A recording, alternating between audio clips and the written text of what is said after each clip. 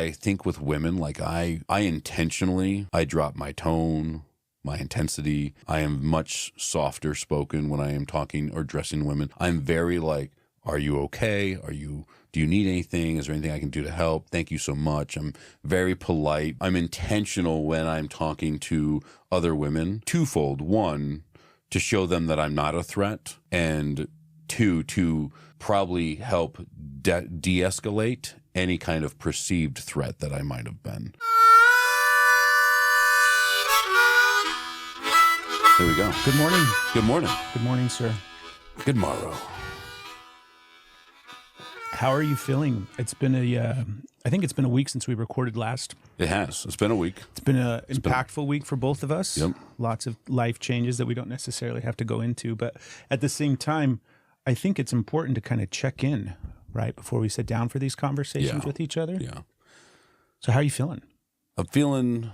I'm a little run down, I will be honest. Like, so we talked last week, right? Mm-hmm. And then I worked for a couple days, right? Lots and lots of stuff. Tried to get in as much jujitsu as I could, training. And then I didn't even get a chance to do that because I literally left on Wednesday for a work trip where I worked Wednesday, Thursday, Friday, Saturday, Sunday, right? And then I had Monday off, which was phenomenal. But now, and just being on the road, sleeping, like my back is messed up. I'm old. I just kind of like, ugh. Yeah, road work is hard, dude. Oh, God. And it's not easy. It's part of that's like, it's like you're on the road and you're kind of like, there's benefits of it, right? You're like, I ate at a lot of nice restaurants, right? Like I had some Brazilian steakhouse, right? I had some good like food here and there. I get to hang out with my coworkers for a minute, which is always good for me from like a leadership perspective to like check in with them, get some FaceTime with them.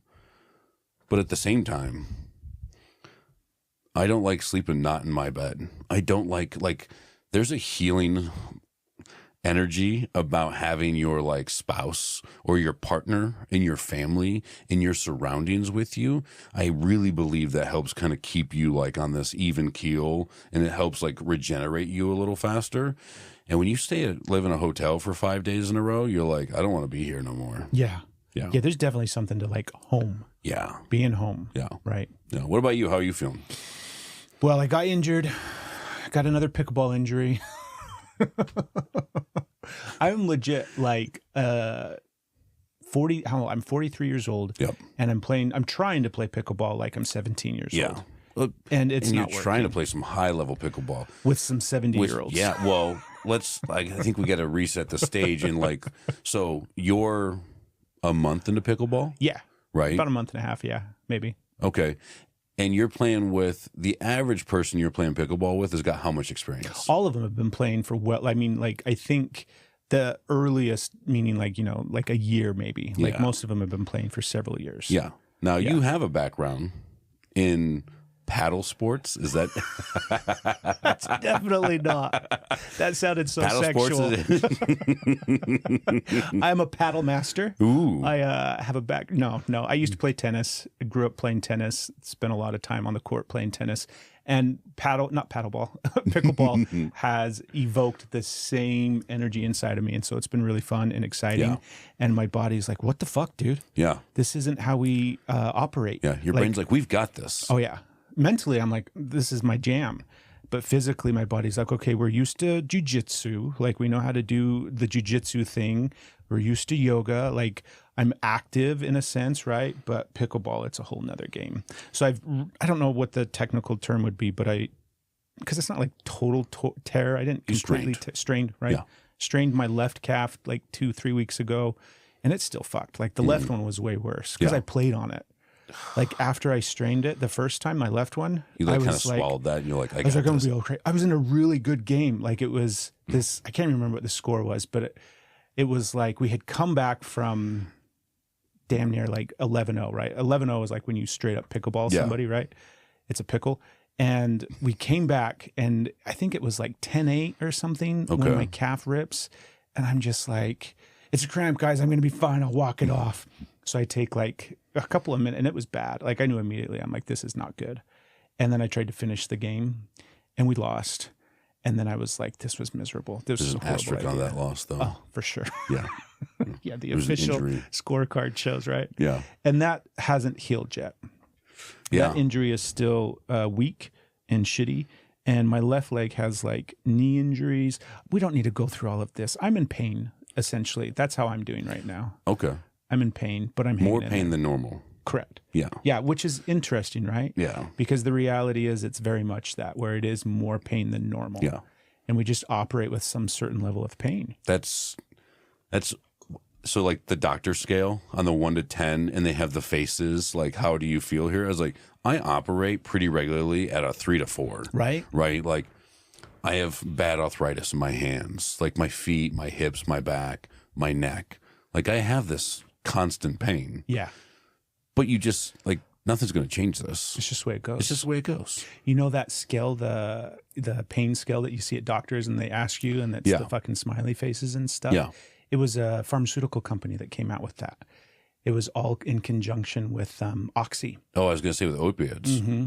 So they're the ones that literally introduced that into the medical field as a way to create pain as something that they can treat. Oh. So it's like, where's your level of pain? So it's not anything to do with like Science. yeah, it's just fucking drugs. Marketing. It's marketing. It's straight drugs, dude. There was a bunch of documentaries, and there's been a bunch of documentaries. I don't remember which one that one was, but there was some on Hulu and, you know, all the different streaming services, and I fucking binged all of them because I found it fascinating. Yeah. And it was really sad. Yeah. Oh, it really is. Yeah. It's really, especially like I have family members that have dealt with like addiction and stuff like that. And to see that and to see what it is, like, it's really hard, Oh, yeah. you know? It's, It's not just really hard. I mean, it's like, what do you think is your primary addiction? my primary addiction. Yeah. My primary addiction. So okay, that's a great question. I am primarily addicted to the thing of the month or the hobby or the sport or the thing that I'm into in the time. So part of that, like ADHD, whatever we want to call it, like I get super hyper focused and I'll just know it. Like I do not stop consuming information until I feel like I have as much knowledge about this topic as I can, or this sport or this whatever. And that's just the way it is. And then I'm like, well, this is fun. And then I'm like, I'm kind of bored with this. And then I move on to the next thing. Right. Yeah. What would be that like neurochemical that is being stoked It's in dopamine. ADHD? Is it just straight dopamine? I think it's just like, it's straight dopamine. yeah, it's just dopamine. Yeah. Fucking So that's your main addiction? dopamine. I think that's probably mine as well. Yeah. We definitely have the ADHD thing in common, and we're trying to. When I say we, me and Steph, we're trying to cut out caffeine. That's probably, finally to the point where like coffee doesn't really. It just fucks me up in the morning now. Really? What do you Yeah. mean by that? What do you mean? What is it? Well, it's like It functions, because now I want to know. Like, it makes my belly feel crappy. okay. It's the type of thing where if I drink, more than about 2 cups of it, then it just fucks me up. I don't feel good. It me a like fun. physically, that like the feeling that you get when your belly kind of drops and it's just kind of like suddenly, I don't have anything on my belly because we're drinking it first thing in the morning. Yeah. But even, when I drink coffee with food on my belly, it still does the same thing. So we're trying to phase it out slowly. It's bold strategy, Cotton. See how that plays out. I don't like it. It's not the first time. Yeah. We've tried it many, many times. I did the same thing like at the beginning of the year, and I tried to find some replacement. We've done all the different things over the years with like mud water and all of those kind of mushrooms things. And I like those things. Yeah, but yeah. I can't afford them. Like they're fucking mud Yeah. water's too expensive. Oh, yeah. If you want to sponsor the podcast, Mud Water, then Hey, by all means, we'll be happy to drink your man. Like, fucking mushroom drinking mud water. man. How's your mud, bro? Exactly. Yeah, mud it up. 2 glasses Yeah. of mud water right here. But no, I'm trying to cut that out. It's really trying to get to the core of like, what does my life look like without stimulants, without dopamine, without adrenaline on a regular basis? What does my nervous system look like when it's regulated? Do you know what and it looks calm? like when that's all gone? I've glimpsed it. It's boring. That's what it is. It's fucking Well, I boring. think so, but I'm ready for some boring. No, I get that. I'm ready for some fucking chillness. Taking out caffeine. That's so I'm trying to like bring down my caffeine because You're a big energy drinker, though, oh aren't man, you? I'm terrible. Like if somebody looked at me one day and they're like, "Do you know that?" and they just told me like, "You consume 1,000 milligrams of caffeine in a day," I would just be like, "I could see that." You know, that wouldn't. I try not to, but I definitely drink. I mean, I'm going to drink. Is that just straight vodka? You're just drinking Just vodka pretty right much. there? Yeah, Okay. it's caffeine's for later, right? We gotta relax the system, and then we stimulate the system. So it's actually Kahlua. No, so like I'll drink that coffee. I'll probably have another one of those, and then by noon I normally will have a Monster, right? So like a large 0 sugar or whatever because I'm healthy, right? So we take the Says sugar the out. 12-year-old. Yeah, no, I put sugar on my cornflakes because Yeah. it's healthy. Yeah, no, the cornflakes. Exactly. And then I'll be honest, there's a good chance that I might have a second Monster a little later in the day, like especially if I'm going to go to jujitsu or something. Yeah. And I'm like, let's get a little extra kick in this step. But I don't sleep. So I think there might be some correlation. There could be a correlation there. I mean, I'm not a meteorologist, but I'm pretty not a geologist. Sure. Exactly. However, those things might be connected. yeah, they're totally science, right? I think that I am trying to cut it back on it. It was hard. I mean, like I was just on the road, and when you're at a trade show or a conference or an event or something like that, it was super excited for the people that got to compete in this event that I was at, and all of them, they were in the world stage. Great for them. It opened at 8 and it closed at 7, and I sat there and stood there all day, and it was like, yep, I'm done. Like I'm tired. We were lucky. First Form, the guy, what's his name, Andy from 75 Hard. I think that's his company. I'm not sure. I'm not familiar with any of it. So. Yeah. But it's a startup. Like they've got protein jerky sticks and protein bars and drinks and energy drinks and all this stuff. And they were the booth next to us. So I was like, "Yo, dog, hook me up with one of those fucking protein drinks or energy drinks or whatever." So that helped. They're like, "Did you like it?" I was like, "Not particularly. Like it's not my jam. It's the flavor. It's super sweet. I like a little bit of sweetness, right?" Like I put a little fake sugar in my coffee because it's healthy. Right. Right.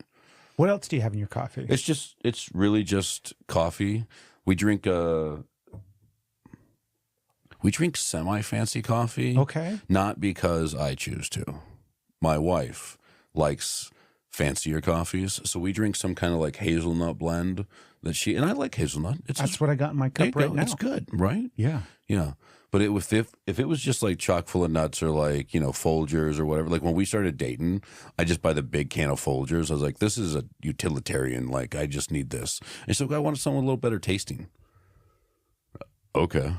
Yeah, I've been a coffee snob, not my whole life, but definitely the last 10 or 15 years where it's like I'm grinding the beans. I want really fancy. Like dark espresso. Like, yeah, I've done all of it over the years. And now the only thing I put in my coffee, we put a little bit of sea salt and then cinnamon, some coconut oil, and that's it.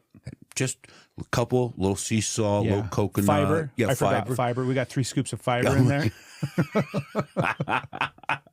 You are drinking mud. Exactly. But no, I'm done with it. It's hard. Like this is only my second cup of the day, and I'm going to struggle to finish it. Really? Mm-hmm. Well, if you can just pour it into mine. Right. Let me just open that vein up real fast, and we'll just pour that right in for me. Yeah, dude, I think oftentimes about what it is about being. I think it definitely has to do with being a man. I think there's some programming involved in society and culture as well as upbringing and everything like that.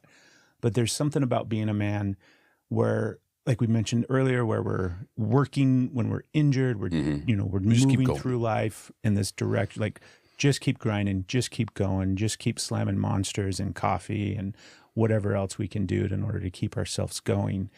And I'm at the phase of my life where I'm like, I don't want to continue to do this for another 40 years. Yeah. Like, I feel like there's another path that isn't this, that is much calmer, that is much chiller, that I don't have to push hard. Because I really think about like, what am I pushing hard for? Do you know what I mean? The same end result. Truthfully, for me, the end result that I'm pushing hard for is to be able to just go, to sit back and chill. And I've had tons of opportunities, thankfully, in the last couple of years to recognize like, oh, I can sit back and chill right now. Like I live a life of relaxation and luxury and the ability to just be at peace and calm with myself and do what I want to do. That could be my like normal kind of state, but I still am in this like, gotta fucking go, gotta fucking go, gotta fucking go, gotta fucking go. It's gotta change, at least for me. Yeah. Yeah. I think it's, I mean, I agree with you. Like we work real hard, right? We try to build a life that like, hey, one day I can get to the point where I can like relax when I retire, right? Yeah, that's what we talk. Oh, when I retire, I'm going to do this and do that.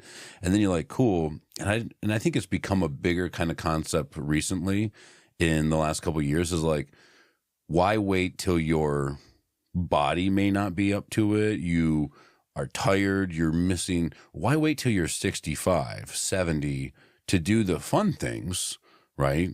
That you could be starting to maybe add into your life now. It's hard, like a specific vacation, right? So like, I think we had talked a little bit about this. Like, I really want to do a family trip for my family. That's just a vacation for us, that we're not going to a wedding. We're not going to like hang out with our friends in this trip. Not that I don't like hanging out with our friends, but I want to do a specific thing for my family that's just me and my family relaxing, as opposed to where we're always catering to something, right? Yeah, it's I'm really glad that you can. I can't Relax. No, I mean I tried to mow the grass yesterday. Like I had come back yesterday. Yeah. I literally like this is where I'm so dumb, right? Because I'm on the road for 5 days. I drive back, right? Not bad, but like 3 hours. I get home and had to go right in. What did I got home and things had to get because we had barbecue, right? Yeah. So I had to like, I went to the grocery store. I went to Costco on a busy holiday weekend, right? Which is my least favorite thing to do. You did that same day? Same day. Yeah, I did that on Monday? Monday. Okay. Yeah. No, not Monday, because they'd be closed on Monday. Okay. It was Sunday, right? So Sunday, holiday weekend, Monday's the holiday, and I'm like, this is terrible, right? Super busy, but I was like, my brisket's frozen. I need one that's not frozen. I'm going to grab some ribs, going to grab some dessert, some other things that we might need for the house. Came home and it was like, all right, cool. Unpack from the week of travel. And I was like, sweet. I got 20 things to do right now, right? So we literally, yesterday, just even before everybody came over for the barbecue, we picked up furniture. We took all of the living room furniture downstairs. We rolled up all the rugs. We deep cleaned everything. We went and picked up new furniture. I smoked brisket, smoked ribs. We unloaded all the new furniture, set up all the new furniture, cleaned the house, did all my laundry from my travel, right? Well, Jamie did most of that stuff, right? And then all the other like chores. And I was like, I had to hook up the trailer to get the furniture and all this stuff. And I was like, I think I'm going to go cut the grass. Yeah, we're and so she's stupid. like, dude. We're she's so like, dumb. just Jamie's over here looking at me like, no, dumb. Go take a bath with some Epsom salt because you can't stand up straight because you pulled some muscle in your back because you're dumb. Right. Yeah, that thing of going. The running to-do list thing, I think, is really fascinating because, I've got one. I think everybody's got one, right? And mine's long. Like I could list off all the things that I'm falling behind on, as well as the things that I need to take care of and the things that I need to do. And every opportunity that I get to like, not just set that down, but stop thinking about it. Like there's a difference between like, okay, I'm not going to worry about doing my to-do list, but setting it down and not worrying about it is very different than continuing to still process it and think about it. And that's the tricky part for me, where I might be able to set it down for a minute, like tune out, watch a show, do something, right?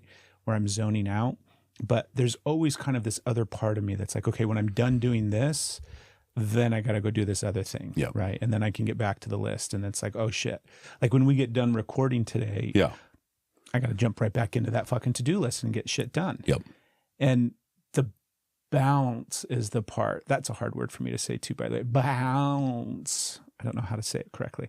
The balance for the part, or the balance for me is the part that's really hard. Gotcha. Trying to find the equal, because there's definitely benefit to like doing shit, accomplishing goals, you know, doing the things that you want to do to achieve in life. Checking them off. Exactly. There's the dopamine. For right? sure. Checking things off the list. You Yeah. get that dopamine. Yeah. But I think there is balance, obviously. And that's the part that I'm trying to figure out. Yeah, I think so. I agree, right? What can I do to say to myself, like, I'm not going to worry about this to-do list, my honey-do list, or just the list of chores around the house, things that. Even just the shit that you want to do. Oh, exactly, right? Like I've got a huge list that doesn't consist of like shit I got to fix at the house, things I got to do with the cars, things that Steph wants me to do, things that, you know, I got to call the kids, like all of this stuff that's for other people in a sense. Yep.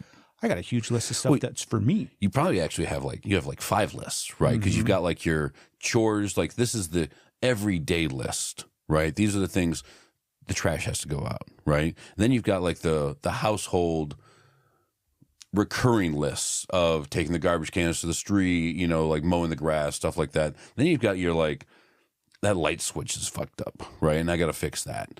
And then you've got your honey-do list of all the other things that are in that list of like, oh, we want to do all these things. And then, I mean, everybody's got their, like, I have my work list, right? And you've got like production lists and all that stuff.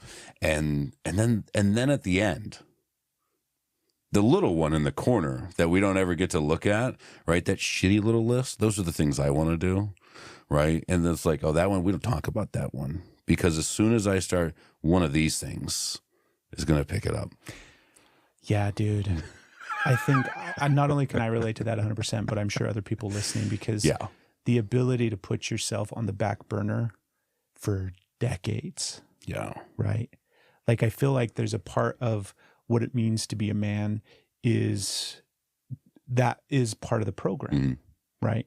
You serve others, especially provide your family, right? And there's a part of that where, and women have the same thing, right? The moms that are out 100%. There doing everything for everybody else, taking care of the house, taking care of the kids, running all the errands, doing the grocery shopping, all of these other kind of things that women have to carry as well. And then it's like, eventually those wheels start to come off. Yeah. Have you guys experienced that at some point in your relationship? It's been really interesting for Jamie and I, because those like Jamie is always going to be the mother of our family, right? I will always be the father. So there's always going to be some things that are stuck in, this is who we are here, right?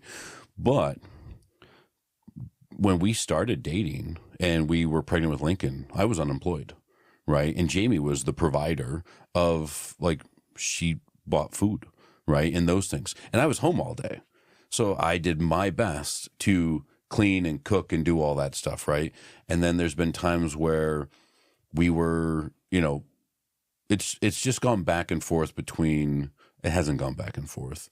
It's flipped once. Okay. So we started inverted with I was stay-at-home dad, taking care of kids. She was the sole source of income. I had my gym, right? But like the amount of income difference there was, I was like, I made $1,000 this month. And she's like, that's cute. I'm so glad. I'll just take all of that, you know? And I was like, can I have some money for gas? But I would take care of the kids. I did drop off, pickups, doctor's appointments, all that stuff, right? Because Jamie was working a bunch. And especially pre-COVID, she was in and out of the office, right? So she had drive time on top of that. And then it's like 2021, like I got a regular job and my career has kind of accelerated. And I think we've found a really beautiful moment where Jamie, who had been kind of the workhorse of the income coming in, got a chance to kind of say, like, I think I want to step back a little bit and maybe not push and maybe not try and get that next promotion or that next raise.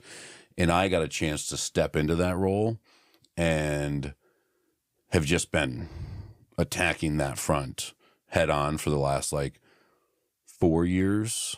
and it's tired, right? That's a whole nother topic, I think, as we've talked about, is like getting some rest in there for myself. But it's been fun. I mean, like, but there's a lot of, going back to the question, there's definitely things that Jamie likes the bed made. And there's definitely this part of, is it Dan Clear? Atomic Habits. Yeah. Right? And he's like, make your bed. And Jocko talks about this. Listen, I was in the Marine Corps for a long time and I made my bed all the fucking time. Okay. I don't care. the making the bed is not an obstacle that I need to like overcome every day for me to look at it and be like, I've achieved something, right? I don't care. If the bed is made or not made, like, I don't care, right? Jamie likes the bed made, so I make the bed, right? Well, if she makes the bed, I make the bed. It doesn't matter. Somebody makes the bed, right? It gets made. Even if she's out of town, I still make the bed. But we have these things that we both tend to do. Like, I do a lot of the cooking. Jamie doesn't mow the grass, right? Right. She doesn't cut the grass, but she does. She makes the breakfast or the lunches for the kids. She tends to make lunches for the kids, right? She does most of the laundry. I tend to do a lot of the dishes, the cooking, take the trash out. We'll get Lincoln to take the trash out. So we have that broken up a little bit. How much do you guys discuss that division of not just labor, but like, okay, we're making life together. And in order to be in success is not the correct word for it, but in order to have a productive life, one with which we can, feel good about ourselves and raise our kids and be healthy and everything like that, there's a bunch of shit that has to get done. Yep. How much of that is a active conversation in your relationship, or are we just figuring out it as we go? I think it's both. I think that the big differentiator is both of us are open to the conversation anytime. One thing that when we started dating, I was like, hey, like, we can't let things go unsaid. If something's bothering you, like, just bring it up. Because I may not know, right? And if you're doing something that bothers me, like, I'm going to let you know, like, hey, I don't like it when you do this. Sometimes we look at each other and like, I don't give a shit, right? It bothers me how the way that Jamie loads the dishwasher. She doesn't care, right? It's not going to change. I'm okay with that. The return of that is I just reload the dishwasher on a semi-regular basis. And she'll look at it, she's like, you're dumb. It doesn't matter. I was like, yeah, well, dishes still come out clean. So we talk about some of it, right? In the aspect of especially if a new one comes in, who's going to kind of handle this?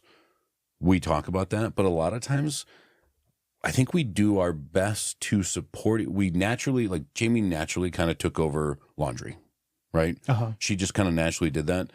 I do my best to be supportive of that. And so, like, if I know that she's got 20 things going on and there's laundry that needs to be folded or cycled, like, I'll go fold laundry and set it all down and stuff like that. At the same time, so Jamie will put my laundry away, right?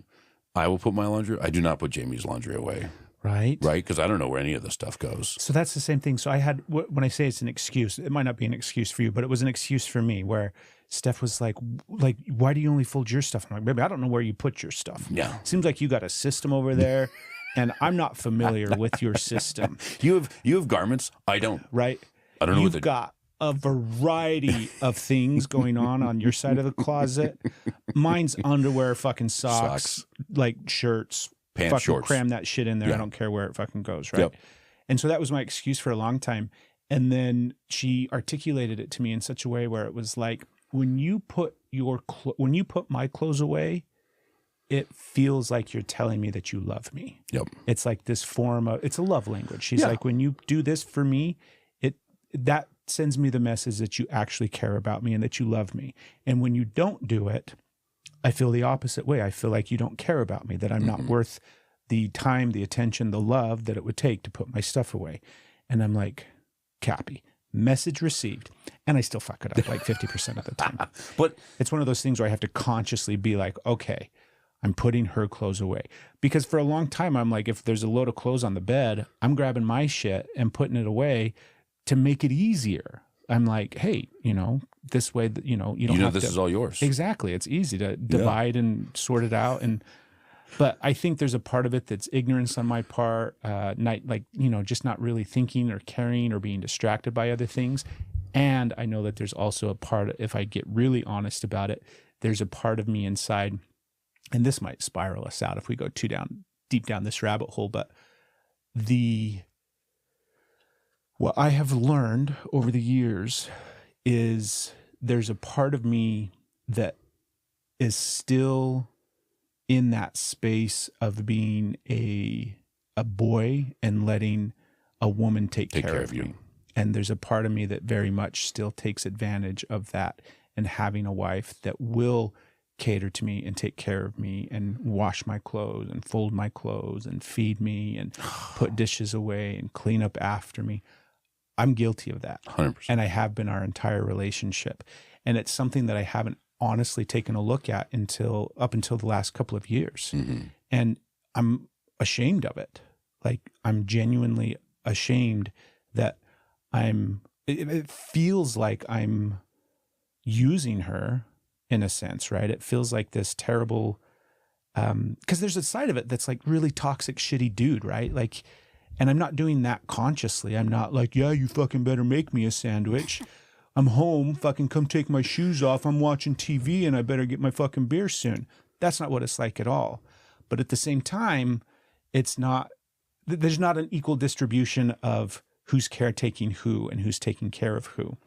And it's something that I've had to consciously like, okay, I'm sitting on the couch. I'm finished with my fucking plate of whatever I was eating. I can get my ass up and go take it and put it over in the, I can definitely like clean up after not just myself, but like us, and do different things. And like, for me, and this is sad because I'm 43. And like, we have this podcast where we're talking about like, what does it mean to be a man and do all these things? Like, and I'm like, well, a boy. I'm a man child. Right. Yeah. And, so much of it was unconscious, and now trying to bring it forward into the conscious and to look at it, I have to deal with both. Oh, I've got some shame associated with it, where I've taken advantage of this relationship. I've taken advantage of her love. I've taken advantage of her willingness. And then also, like, what does it mean when, like, there's a level of I have to take responsibility and accountability for myself 100% across the board with everything. And that's the part that's been, I don't want to say it's hard, but it is. I mean, it is hard. It's hard to be 100% accountable for everything. Yeah. Does that make sense? Yeah, I think it makes a lot of sense. I think that the way that me and Jamie have kind of talked about this, right, is there is, like, we want to do our best. We want to make sure that everything gets taken care of, and we want to make sure, but I always want to try, what can I do to try to make sure that I'm doing 80% of it, and she tries to make sure she's doing 80% of it. So we try to overlap. Like, when you say 80%, you mean 80% for yourselves or for the unit as a whole? For this is what the tasks that are required for our family, right? And if you were to split that, like, we don't look at the idea of like it's this equal division of labor and power and time and effort. We try to overlap. I want to do more than my share, because if this is my 50%, and if I can do 60%, then that means that Jamie only has to do 40, and maybe she gets a chance to relax a little bit. Maybe she gets a chance to go see her horse or work out or do a thing or have a ladies' night or something like that, right? And at the same time, she tries to go up and over, and she says, I'm going to try and do all these things. And that way, maybe when Ben does come home from this 4-day work trip, or, he's doing these hard hours or all this stuff, maybe he can relax for a minute and find that. So we try to do as much as we can to cover for each other. And that's the way that we've kind of like talked about this, right? Like, it's no one's job to do the laundry. If Jamie stopped doing the laundry, it would pile up for a moment, and then I would be like, oh, I don't, I would never look at her and be like, are you going to go do the laundry? Right? Like, I would never. Dude, I'm like, babe, we need some washcloths. Yeah. And I'm like, Jesus Christ, dude. And then she's like, you know how to work the washing machine. And I'm like, yeah, but like, that's not my job. Yeah, that's not so shitty. So I think that we try to like overlap and cover each other. There's definitely like the things that tend to fall to each other for that. And then we just look at it as like you can't be 100% all the time, right? So we try to find that, like, hey, what can I do to help you with this? Hey, what can I do to help you with that? And then, you know, Jamie's really good at letting me check in and be like, because I'll just go head down and just, you know, chop wood, carry water. For sure. And just start going. And then she'll be like, hey, why don't you go down to your garage? And I think she can see how it starts to manifest in my attitude towards things. I start to get shorter with my temper, and things start to aggravate me quicker. So she'll be like, hey, why don't you just go have some time for yourself? And I'll be like, yeah, that's probably a good idea. I appreciate you, you know. But we try to do things for each other that the other person likes. Yeah. You know, we've looked at it over the years because we get the question a lot of time in regards to like, how do you navigate that? And there's this misnomer, I think, in society where it's relationships are 50-50. And it's like, yeah, that's just never the case. No. And so we're both always trying to show up 100%, but on any given day, that 100% looks very different. Yeah. So I might be at 30% on a given day, right? Which means Steph's carrying the heavier load that day and taking care of more things. And then some days we're both fucking tanked out and we don't have it, and shit's just not getting done those days or those weekends or whatever the case may be. But if we're both trying to give it our 100, then we're filling in the gaps around the areas where we're lacking on any given day based off of whatever each one of us might be dealing with or facing or anything like that. I think kids, like you guys still have not little kids, but younger kids and everything like that. Yeah. We're at this point where things feel so different now because like the drive to be totally accountable to yourself and take care of your things and just whatever it is that you want to do. Like you mentioned earlier, that to-do list that you have that's just yours, right? Yeah. I'm starting to be able to kind of get some of those things because all the other stuff, you know, like I'm not as concerned about, I definitely need to mow the yard. You know, we got a hole in the fence from the goddamn dog that I need to fix. All these kind of things that normally would be real pressing that I would do before my list. I just let that shit go. Yeah. I'm not as concerned about those things anymore. You know, if we don't have an active leak happening or, you know, something like that, but it's a challenge. And the hard part for me is every time I'm doing something for myself and spending time, even if, I mean, it's something if it's active, like if I'm, you know, if I'm going to jiu-jitsu, if I'm doing something that's, you know, benefiting me in a easy to see kind of way or a way that I would have, you know, or that is like common in society to be like, oh yeah, you're taking care of your health, your mental health, your physical health, you're doing all of these kind of active things. But then it's the like, oh, I'm taking a nap right now. And it's not just because I'm tired, but I'm doing that specifically so that I rest. And then after I'm done taking a nap, like I'm not picking something right back up. I'm allowing myself as much downtime as I want. And the more that I do it, I'm recognizing how incredibly beneficial it is. I'm recognizing that my mood is much calmer. I am much more able to like not get shitty, not get frustrated, not get angry, not get snappy, because it's that whole nervous system thing for me where I'm able to kind of like keep it in this happy, regulated place. And I have awareness of when it's spiking and when it's going up. And then it's like, okay, I know what's going on. This is happening. Like Steph and I'll get into these arguments sometimes. We had one recently. Both of us have been doing a lot of like anger shit lately where we're like, I'm angry, you're angry, we're going to be angry, we're processing anger together. And then 10 minutes later, we're like, okay, we can still engage in a normal conversation and be in a happy relationship, even though we're angry. Yeah. And that's hard. Like anger for me growing up was not an acceptable emotion.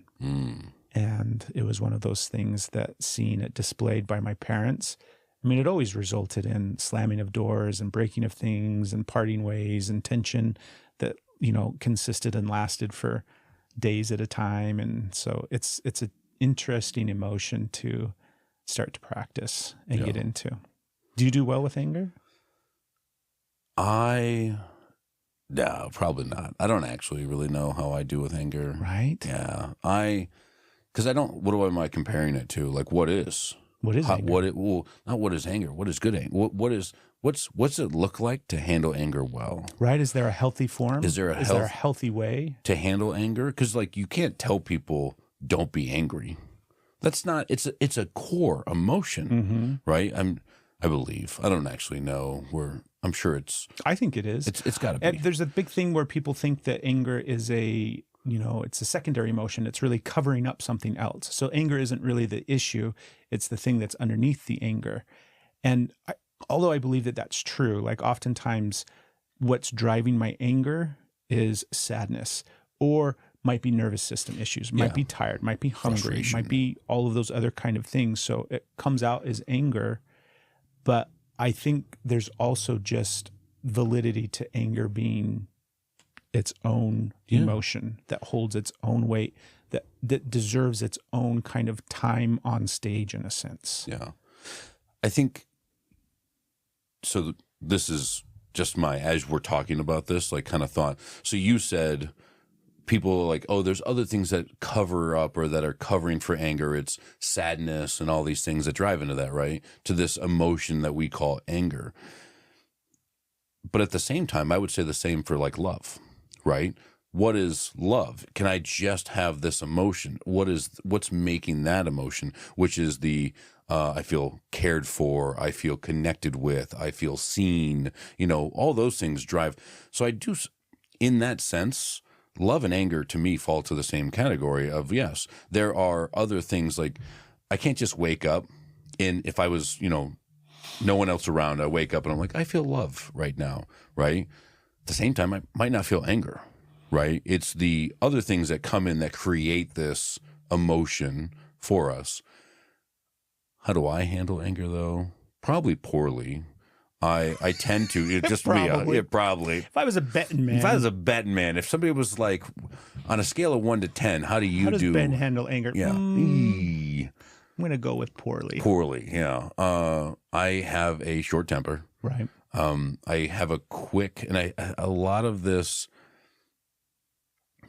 I think that I've always had I don't want to say anger issues. There's anger, right? And I think that the way that as I learned to process that as an adult, so like I'm over the age of 18, I'm in the world, I need to learn how to handle anger. And then I joined the Marine Corps. And let's talk about, this is how we handle things, right? We yell, right? There's a part of being in the service where when you're yelling at someone, you just go off on this like, not a tangent, but just start like, oh, you just think it's okay to do this right now? So that's okay. Communism is fine, right? And you just start going. There's been times I've like yelled at my son for doing something stupid. And my wife looks at me, she's like, where did you come up with all that? I'm like, I don't know. It just falls out of my mouth because that's what like drill instructors and like superior, like that's what happens. They just start getting at you and they just start picking and chewing and just, blah, blah, blah, blah, blah. So I tend to do that, right? I get upset. If things don't go the way that I have planned them in my head, it creates anger, right? It's frustration because in my head, the plan was A, B, C, D, E, F, G, right? And now we're going A, B, G, K, Delta, like when you're like, where the hell did all this? And then for me, that's not what I was used to or what I had planned in my brain. The sequence is off. So that creates anger for me. I tend to get a little loud. I wear a shitty face, right? I'm just like, whatever. Yeah. Sucks. I don't like it. I'm trying to notice it, to grasp it and say like, all right, like if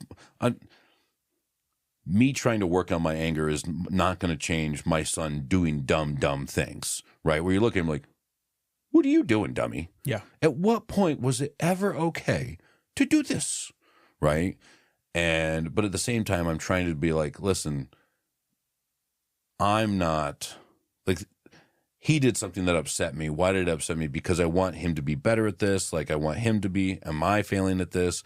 And I want to really like, hey, take that breath and look at him and be like, hey man, what are you doing? I just want to check in with you. Like, why did you think this was okay? Right. I don't want to say that I'm trying to like soft parent some of that anger stuff, but I don't want them, because I can see it in them too. Right. Jamie has a tendency to be like, I'm fine. Leave me the fuck alone. And I get to I'm real quick on the first time. What are you doing? Right.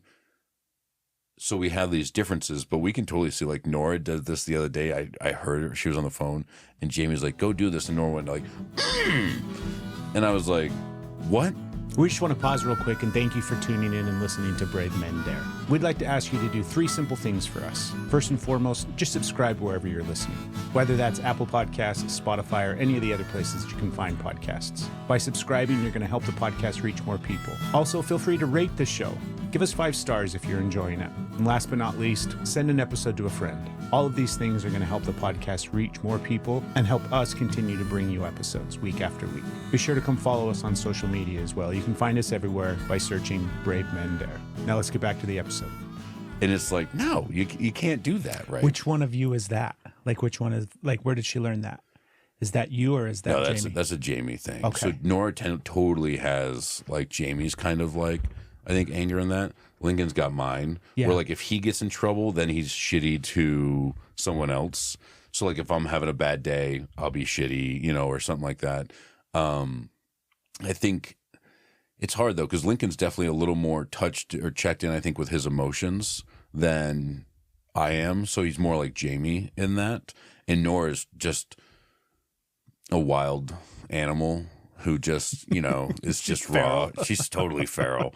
And she does stuff and I'm like, that's totally me. Yeah, dude. It's totally on me for that whole sequence of events that just happened there. How, over the course of your life, if you go back and you think about childhood and you think about growing up, how did you deal with your anger as a kid? I don't think that I dealt with it well. I saw like my mom would, there was a lot of yelling and voices raised and stuff like that. She would be physical towards my father, but I never saw my father, we had talked about, I never saw my father be physical to a woman. He definitely was physical towards my brother. I don't think that there was definitely a time or two where I overstepped and he had to nah, you got out of line on that one. And he I don't want to say knocked me back in line, but physically. Well, if we're being honest and real, because I think about this sometimes where there's levels of, from my experience, when we talk about childhoods, when I talk about my childhood, I used to talk about it through a specific lens where, I had a good childhood. Everything was great. Everything was fine. Yeah, my parents were this, that, and the other. And, I might've been spanked, or my dad used to, he would use a wooden spoon and hit our hand with a wooden spoon. And there's some things like that. But as far as saying that I was physically abused as a child, yeah, I would avoid saying that. I would avoid kind of articulating it that way. And what I've learned is that, or at least for me, right? When I look back and I see what I was like as a kid, that little kid, that little boy that's getting hit with a spoon doesn't think about it as oh, it's not a big deal. It's not, he's not beating my ass. I'm not getting, he didn't pull off his belt. He didn't make me go outside and get a switch. So I don't have a lot to complain about. Yeah. That doesn't matter to the fucking 5-year-old little boy, right? That 5-year-old little boy is very much afraid, scared, doesn't know what's going on, and is getting hit for behavior that he doesn't fully understand why. Mm-hmm. And both of my parents have done that to me. My mom did this thing once where my brothers and I, this is actually a traumatic experience for me that I've done a lot of work around, and not just in therapy, but in deep processing and kind of going through it. It's actually it's funny how oftentimes, do you have this where you'll have an experience that it keeps giving juice, it just is the thing that you go back to it a year later, 6 years later, somewhere out of nowhere, 10 years later, this thing comes back and you're learning more and more about the experience, yes. Right? So this is one of those stories about my past that I have a memory of that has given me copious amounts of insight into who I am the more that I process it and sit with it. Because initially it was just this funny story that I would tell. And then the more that I would process it and think about it, I'm like, that was an incredibly traumatic experience for me. So I'll share it with you. Okay, cool. I was like, you're going to tell me So the now story we'll move on. Next episode. I don't remember exactly how old I was, but I was young. Okay. I was, probably, I'd be surprised if I was in elementary school. And if I was in elementary school, I was maybe first or second grade. So I'm a young kid, younger than, I maybe was 6 or 7 years old, but I don't even think I was that old. I don't think I was that old because we'll get into it. So my brothers and I used to play all the time, and I had 2 older brothers. One was 2 years older than me, and then my oldest brother's 4 years older than me. And so they were always doing stuff, roughhousing and everything like that. And I always wanted to participate and play with them. And I would come up with ways to basically hey, I'm cool. You want to hang out with me and spend time with me, right? This is going to be fun because I'm making it fun by what I'm doing. Where basically all I was doing was trying to earn their approval, earn their love, earn a place, right? And so we used to play this game. And when I say used to, I don't even think we played this game more than once. We kind of played variations of this game. But what this game was like, my dad was in the Air Force back in the 70s or whatever. I'm trying to think. He didn't do a long time in the Air Force, but he did some time in the Air Force. And then when he got out of the Air Force, he went to work at a military base that was out there in the middle of nowhere in Utah. And they used to do all sorts of shit out there. Yeah. It was one of those It's where Megatron lives. Exactly. And he was security. He was police. So he would DOD kind of stuff out there. And he would work, he'd be gone 3 days and then home for a couple of days and then gone. So a very kind of strange relationship and dynamic where we had a different life when he was home and then we had a different life when he was gone. And because of not that dynamic, but my dad had handcuffs. And they were old handcuffs that, you would have been issued when you were a fucking military police in the Air Force back in the 70s. And so they were old shitty handcuffs. And we got our hands on them and we were playing with them. And I was like, okay, guys. So I'm telling my older brothers, I'm like, this is what we're going to do. You're going to handcuff me behind my back. And then you're going to tie me up with all these ropes. And you're going to put blankets over me and tie me. So basically, I was going to be Houdini. Okay. I was going to be able to escape. I'm like, this is how tough I am. This is how cool I am. Tie me up as much as you want, motherfuckers. I'm getting out. This is how cool I am because I'm going to prove myself to them. And they tied me up. Handcuffs behind my back, whole 9 yards. I mean, rope after rope. I had a blanket completely over the top of me, rope around my neck, everything. And then they leave the room and leave me in this room by myself. And immediately I'm like, this is a bad idea. I've oversold it. I've gone too far. Because I think I had slipped the handcuffs at some point because we used to play with them.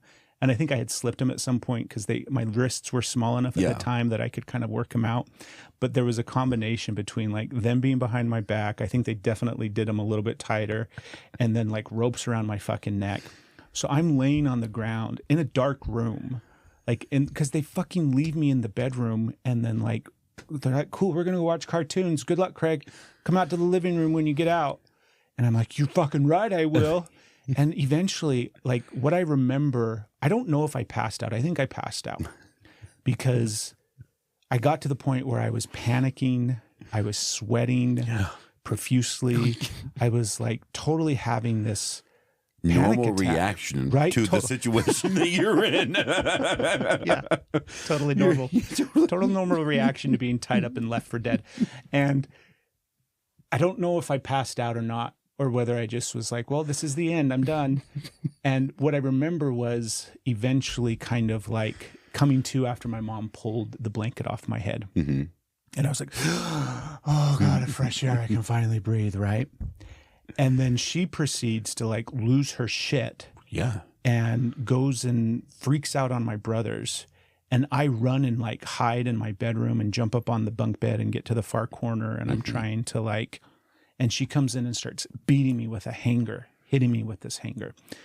And I mean, it's a story in the family that we used to tell and talk and laugh about and joke about. And it's something that I've processed over the years.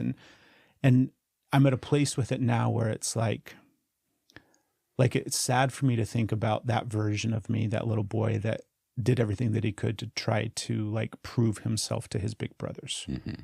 Right? This is how cool I am. I'm going to show you guys how cool I am. And then you're going to like me. Then you're going to want to hang out with me. And then you're going to want to spend time with me. And then the result was like physical abuse from my mom. There wasn't ever like, you know, comfort. There wasn't ever reassurance. There wasn't ever like, there was no like, let's pick this child up and love him better after the moment. There was just violence and chaos and pain. And I'm like, cool, like message received, right? And Steph talked about it. I don't even remember. I think it's since we've been here in Tennessee, she was like, yeah, I think that's probably in some ways why you don't like gi at jiu-jitsu. I think that's why you don't like being in a gi. Because for a long, I mean, when I started jiu-jitsu, I didn't do any gi. It was just all no gi, right? Yeah. And then eventually it got to the point where I was like, oh, I could train gi, but I'm like, whatever. I don't really care about it. Yeah. But I think there is a part of it in the back of my mind where I don't like to be constricted. And there's something about the gi that is very different, right? It's a lot different than no gi, where you're very much like tied up and constricted in different ways with the fabric and all this stuff. And I don't like that. I'm not a fan of that at all. So I think subconsciously there's an aspect of it that's related to that. And there's all these kind of different things where I will put myself into dangerous situations in order to win the approval of the people around me. And that is something that, you know, that label, that diagnosis, that, you know, thing, you could just track over the course of my entire life, all the way up until fucking today, right? I still do it in some ways. Fucking pickleball is a great example. Jumping off of a rock cliff into the water, Jumping off of anything. Swinging off something. Right? Yeah. It's like, look at how fucking cool I am. Yeah. And now you're going to like me more. Yeah. Yeah. So hang on a minute. I want to, before we continue on this, as you tell this story about your mom, who, this is what I hear, right? And this is what I'm envisioning. You are bound, you are covered, right, in a burrito with rope around your entire body so you can't move. And you're probably, if you have passed out or given up to some point, or you're just exhausted, not moving. Right. In a dark room. Your mom opens the door and sees her child bound, lifeless, right, for the most part, not moving, on the ground. And she starts to remove these constraints and bondage from you, right? And you like come through and she's like, you're okay. Yeah. The emotions that she had to have had, the fear, For sure. the panic of all this, and now she takes you off and you're okay. Like she's got that emotion had to go somewhere, right? For sure. And so that's what I hear, right? Is like she took that panic and that fear and it became rage and anger, right? And she smashed and beat your brothers and then came to you because even if this was your idea or however this all happened, you were the source of this anger and this rage and this fear and all this stuff, right? And I'm not saying that any of this is like, but I've done this. Right. It's not excusing. It's not excusing. No, I've done this. When I think I had shared when I lost my kids. Did I tell you that story? No. Oh my God. Ugh. Fear. Lots of fear. Had lost the kids. It was a big deal. They were playing hide and seek. I was standing 20 feet from them calling their names, but I hadn't found them. So they were still hiding and being quiet. And it was 20 minutes. Like cops were involved. Like it was a big deal, right? We'd only lived in Tennessee for a couple minutes. And when they came out of hiding, I would just like, get to your rooms, right? Because I knew I had all this fear and just panic. You know, like I was running around for 20 minutes, driving my truck through our backfields, screaming their names, right? And finally, when they come out of hiding, and like Jamie had got back, and they were like, we were playing hide and seek. I was, get in your fucking room, you know, like, because I had all that rage and all this fear, and I didn't know where to put it. And I was, I think, lucky enough to just go to your room, because I will murder you right now for all of this that you've made me feel. I'm so angry now that I have these 20 minutes of absolute panic and fear and all this stuff. Just get away from me, because I think I would have got probably not a coat hanger, right? It's a lot less okay nowadays. Yeah, it's so hard. Those moments where you're, when the emotion is too much inside of you and it has to come out in some way, right? That's the thing that I think about when it comes to anger is I learned over the years growing up, and anger would build up inside of me without any release. So then what it looked like was taking it out on my brothers. We used to just trash our house. We would punch holes in the wall and doors. I would physically, you know, if there was something that I could hit really, really hard, I would take it out on myself. When I started to get a little bit older, and sadly it wasn't much older, it was definitely like, you know, 8, 9, 10 years old, I started self-harm stuff with burning myself. And in middle school, I used to slam staples in my arm and push thumbtacks in between my knuckles and all sorts of different things in order to deal with the emotion that I was feeling. And anger wasn't the only thing that I was feeling, but oftentimes that's the only thing that I could kind of like connect it and correlate it to. And you put thumbtacks dude, in between. Do you remember, because now we have like push pins and all like just old school thumbtacks, just like the brass and like and you would, and I would put them in between my knuckles so that all those spots would be full of thumbtacks.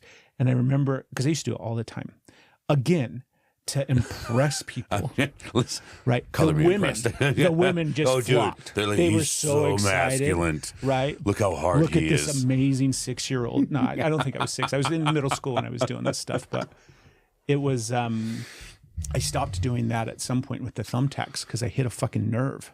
Oh. And so suddenly I was like, oh, my fucking hand. My hand don't move. I'm like, okay, I probably shouldn't do the thumbtacks anymore. You're like, stop driving thumbtacks into your fist. But it was burning myself. It was, even as a adult, right? I wasn't an adult by any means, but when I started smoking when I was 18. This is a funny story too. You want to hear a funny story? I don't think I've told you the whole Minnesota story before. When I was 18, I graduated from high school and I moved to Minnesota in the fall after I graduated to live with this girl that I met over the internet. And hang on real quick. So you met a girl over the internet in 1999. In 99. Okay. So I just want to make sure that we're setting the stage because it's a little different now. It's 100% different. It's way different. Yeah. Did you like AOL chat room? So the way that we met, at least the way that my memory serves, because I'm sure that there's a little bit of nuance to it, but it was senior year and I'm taking a computer class, right, where they taught you how to email. So it was a computer class where you set up I had a Hotmail account. Yeah. And so you were learning how to email in this class and how to do things. And so, you know, you're sending each other emails. And then somehow I got an email that was, I mean, they don't do them as much. They still do them, but obviously it's way, way different today. But one of those chain emails, you know, send this along, so-and-so, blah, blah, blah. Yeah. And you could see the list of emails in the address bar of all the people that it had been sent to.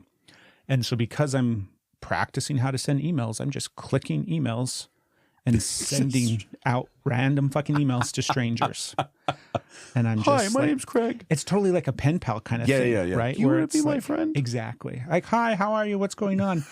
And nobody responded. It's not like you didn't just say like ASL, right? Age, sex, location or whatever from the AOL chat room. We don't have any of that. And this one girl responded. And so then her and I started, you know, every time I would go to that class and, you know, check your email, I'm like, oh, I got another email from Jess. And so then I would type back to Jess and we were just like email pen pals it wasn't a long time. It wasn't like years or even months. It was probably like a couple of weeks. And it was like after the thought, I didn't even really think about it all that much. And then it came time to graduate and we didn't have a computer at home. I didn't have any other way of accessing the internet or accessing my email. Yeah. So I was just like, hey, it's been great chatting with you. If you ever want to talk, here's my phone number. graduate, move on, go about my business, right? I went on this killer senior trip and everything like that. That's a whole nother story. But at one point I come home and it's the middle of summer and there was a message from Jess. And I'm like, who the fuck is this? Who's calling? I don't know anybody named Jess. And then I'm like, oh. So I start putting the pieces together. I'm like, that's crazy. So we end up talking over the phone. Literally crazy. It is crazy. Yeah. So we talk over the phone and then it becomes like, okay, we're going to talk a lot over the phone. And it was back during the day when there was like long distance issues. Ooh. And do you remember there were like all of those, I don't even remember what they were, but it was like different ways to like get a discount on long distance. Yeah, you could use like calling cards and stuff like that. All those kind of different things. Yeah. And so I would rack up these huge bills on the phone bill talking to this girl because we would talk for like hours. Yeah. And she was the same age that I was. She was 18. She had just graduated, but she lived in Minnesota. And she lived in like podunk nowhere, Minnesota. Okay. And it got to the point where we decided that we wanted to meet in person. Mm-hmm. And so, boy, I got to decide how much of this I'm going to tell. Right. She comes out to Utah. Okay, so she came to you first. She came to Utah because she wanted to see mountains. Okay. And she wanted to see the ocean. And I'm all cool. Utah's totally got the ocean. So close to the ocean. What we did was she came out, she flew out, and we went on this road trip, right? We checked the mountains off the list, right? We fucking have beautiful mountains in Utah. But then we drove to California. Okay. And we spent a couple of days in California. This woman, and I'm hesitant because I'm like still friends with her on Facebook, but whatever. If she listens, whatever, it doesn't matter. But she's the one that I lost my virginity to. Okay. So it was like this. I don't think that's that big a deal. I don't think it's that big of a deal either. But it was, we went to Vegas. So we're driving from Utah down to California, which was a trip that I took all the time growing up because I had family in California. Yep. So it was very much like I know what I'm doing. I've done this 1,000 times as a child, right? So you drive to Las Vegas, spend the night, and then continue on down to California. Yep. And I went to the same area that we used to go to, like where my grandparents lived and all sorts of different stuff. So I just repeat the same trip that I've been on 1,000 times as a kid, except this time it's just me and her. Yep. And as soon, like when we get to Vegas and we check into the hotel, like we had sex immediately. Okay. And it was like, it was the coolest scene. Like part of me sees it from this, I had never thought about this. Because I see it as a scene. Mm-hmm. And that now I'm recognizing in this moment, literally as we're talking about it, that's probably a good indication that I was not in my body. Gotcha. That I was that I was dissociated from the experience. Yeah. That's interesting. Do you remember there was a movie called Dogman? That was a longer title. It was this weird movie, I think, with Pierce Bronson, like the Dogman of something, but it was something about Native Americans, and it doesn't matter. It was a terrible, stupid movie, but that movie's on. Okay. For whatever reason, right? Now that we just have that in context. Yeah. So I'm painting this. Anyways, we do this thing, and literally it was the first time, and I was just like, oh my God, this is the most incredible thing. You're like, this is freaking cool. And she had forgot to pack socks or missed socks. So I went down to the, because we stayed in a casino, one of those hotel casino places. So I went down to the lobby to see if I could find her some socks. And I'm in the elevator. And I swear to God, I was just like, the whole world is different. Well, yeah. Now everything is different moving forward. And I could feel it. Well, that's a big change, especially for like an 18-year-old, because you were 18, right? Yeah. It's a huge, and so you were a virgin before this. Correct. That's a huge, huge change. Yeah. Yeah. And like in my brain, I'm like, as soon as the elevator doors open and I walk out, it's like staying alive. I'm fucking John Travolta walking through that fucking casino, right? Anyways, it was a cool trip. We kind of like fell in love in this way. And then we come back to Utah. She spent another couple of days and then, flew home to Minnesota. And the plan was we were going to live together. So she went back to Minnesota, kind of got stuff squared away, and got us this little studio apartment that was in the next town over from where she lived. And then I drove to Minnesota with all my shit. My mom actually drove with me. And then I lived in Minnesota for... Real quick, was this her first time as well? No. Gotcha. So she had a little bit of experience. Yeah. Okay. Yeah, I don't think a lot, But as far as, you know, as you far weren't as I know. first. No. And so I moved to Minnesota. Where did I start this story? What were we telling this story about? Self-harm, smoking. Yes, smoking. Holy shit. Yeah. Fucking We squirrels. don't bring that one back. Right. And I started working at a casino because there was a casino on an Indian reservation. Well, that's where they are in Minnesota. So that's where she worked. That's where like her mom worked. That's basically like if you lived in and around, it was the main source of income and employment for people. So I worked at the casino. I was a slot attendant. I don't even think they have that job anymore. But when you used to win, you know, you're playing the penny slots, nickel slots, quarters, whatever, and you win like a jackpot that's $200, rather than kicking out all those quarters. They like, hey, I saw that you won this. Cuts off, and you come over, and I get the little sheet and the printout. I go back and I get some cash, and I bring it over to you, and you sign it and everything like that. Mind you, I'm 18. I haven't even turned 19 yet. Okay. And so it took me about 6 weeks of being on this job after I get trained and everything figured out, where I was like, okay, some of these people are drunk, and the machine says you just won this jackpot that's 2,500 credits, and they're playing nickel slots. When I go get the printout, it tells me that they get $175. Yeah. So I'm paying them out $175, but they don't know because they can't do the math of whatever 2,500 credits are. So I hand them $150 cash. They're so excited, and $25 goes into my pocket. So immediately I'm figuring out how to like skim, because I had a billfold. How to be a felon. I guess, if you could call it, right? I think how to be industrious, how to think on your feet. How to be a self-starter. Right? In like very good ability This to is actually all a story. None of this has actually happened. Just But I had a billfold with like $3,000 that I started the day with, because I would make change for people. Hey, can you break a 20? Oh, you had a billfold from the casino. Gotcha. Okay. And so at the you end had of checked out money, you were checking money back in. Exactly. At the end of the day, you got to, account for your $3,000. Yeah. And so I figured out, as long as I would keep my billfold accurate, I was golden. So eventually I was like skimming $100, $200 a shift off, depending upon the jackpot and the person and everything like that. It was a good little system. I have a ton of stuff like that over the course. Like, do you have a bunch of shady shit, or not too much? Like that's just the tip of the iceberg when it comes to shady shit that I've done. I've got a big list. I'm actually now I'm kind of judging myself, because you've definitely got the best compared to all of my shady money making, this and that, like skimming a couple $100, like $100 extra a day when you're 18. Oh man, I'm like a little like, man, you suck. Like, you're a terrible criminal and all this stuff or whatever. Like, no, I was like, I'm a genius.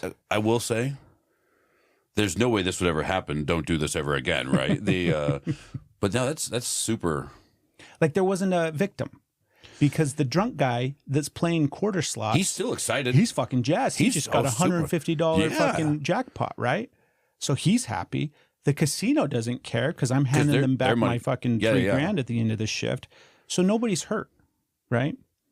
Obviously that's not the case, right? That's the perspective of an 18-year-old who doesn't know better, and he's all alone in Minnesota by himself in this big wild crazy world called Minnesota, right? And you go downstairs where they had all the break rooms and all the offices, and underneath the casinos where all the stuff is, the employees and everything. So there was a break room down there, a lunch room down there, and on break everybody would go down there, and there were 2 rooms next to each other, partitioned off with glass. One of them was the smoking, and one of them was the non-smoking. And the only person in the non-smoking was some old fucking lady reading a book. Mm-hmm. And the smoking section was where everybody was the fucking crowd. Yeah. Where everybody was. I mean, it's like literally you look at it and there's this old lady, reading her book and her magazine with her glasses and her chain coming down. Right. She's just down on her break, eating her carrots that she brought from home. Right. This place, strippers and blow, and it's not really, but that's what kind of, it was. It felt like that. The fucking fun place. Yeah. So immediately I'm like, I gotta cool smoke. Kids, they all smoke. Yeah, exactly. Yeah. So I immediately start smoking. Yeah. And part of what I would do in order to impress people again is I would put cigarettes out on my body. Yes. And so I don't remember. I think it was at the casino. It might have been like after the fact, because we used to go out and, you go to Denny's or whatever the equivalent was back then late at night, and we're hanging out and everything like that. And I put a cigarette out right in the middle of my forehead. And if you look and the angle's just right, you can kind of still see the indentation and the scar from it. But that's kind of how the self-harm just continued into adulthood, where it went from staples, push pins, punching things, burning myself with lighters, to putting cigarettes out on my own body. And then eventually it just snowballs into like incredibly self-destructive behaviors that eventually lead to, more terrible things. More terrible things. Yeah. Yeah. I mean, I think, I've probably got a dozen scars on my forearms. I have one right here. Mm-hmm. That is a cigar. Was sitting in like the port of, we were in Bahrain, and I'm having a cigar with a good friend of mine, guy that I just recently got a chance to reconnect with, which was cool. His name is, we call him Chambo, right? It's a big, super tall Texas boy, just super fun, but like just gangly. But like, so he's like 6 foot, he's probably 6'4", 6'5", 6'6", super strong. Right, but skinny, right? But just, hey, all y'all, just a Texas good old boy. And we're sitting there smoking cigars, and I was just like, yeah, and I think we were talking shit to each other about who's harder. And I took a cigar and I just like put it out right there, which is really because I don't like smoking cigars. And I was like, if I put this cigar out on me, I'll look hard, and I no longer have to smoke the cigar. But yeah, I've got a ton of like cigarette burns just all over. And you ever play the game where you put your arm up next to somebody and you set the cigarette there, and the first person to pull away is a pussy, right? And you're just like, ha. Do you have scars or things like that were done in private when other people weren't around? I have a couple, and I think that this was me experimenting. I used to take like a paper clip and I would heat it up with a lighter, and then I would like try to burn something right in. And I did some silly things like that, trying it. And then part of me was like, that hurt. I don't know if I like that anymore. Right. So I never really got too far into some of that stuff. But I was definitely the guy that was like, I'll do the dumb thing to impress people. Like in middle school, we used to like make each other pass out. You'd like put your hands on the, and like, and then played that game all the time. Oh yeah. Right. So do stuff like that. Run into like see if you could dent the lockers by like slamming your body into them, stuff like that. We do stupid stuff like that all the time. I slipped on a banana peel in high school intentionally trying to impress this girl.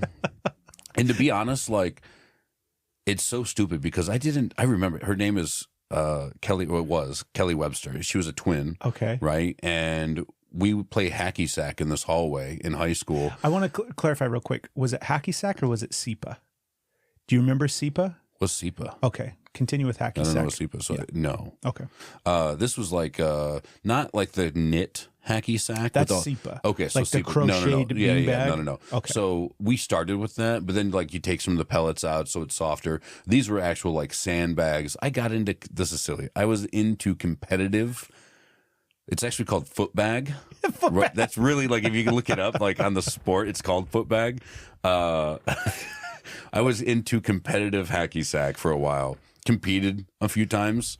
There's a whole point system to it. There's a whole like, give me a hacky, and I have some. We'll do this one day. Yeah, I'm really. Let's bring it back. Yeah, we'll totally bring this back.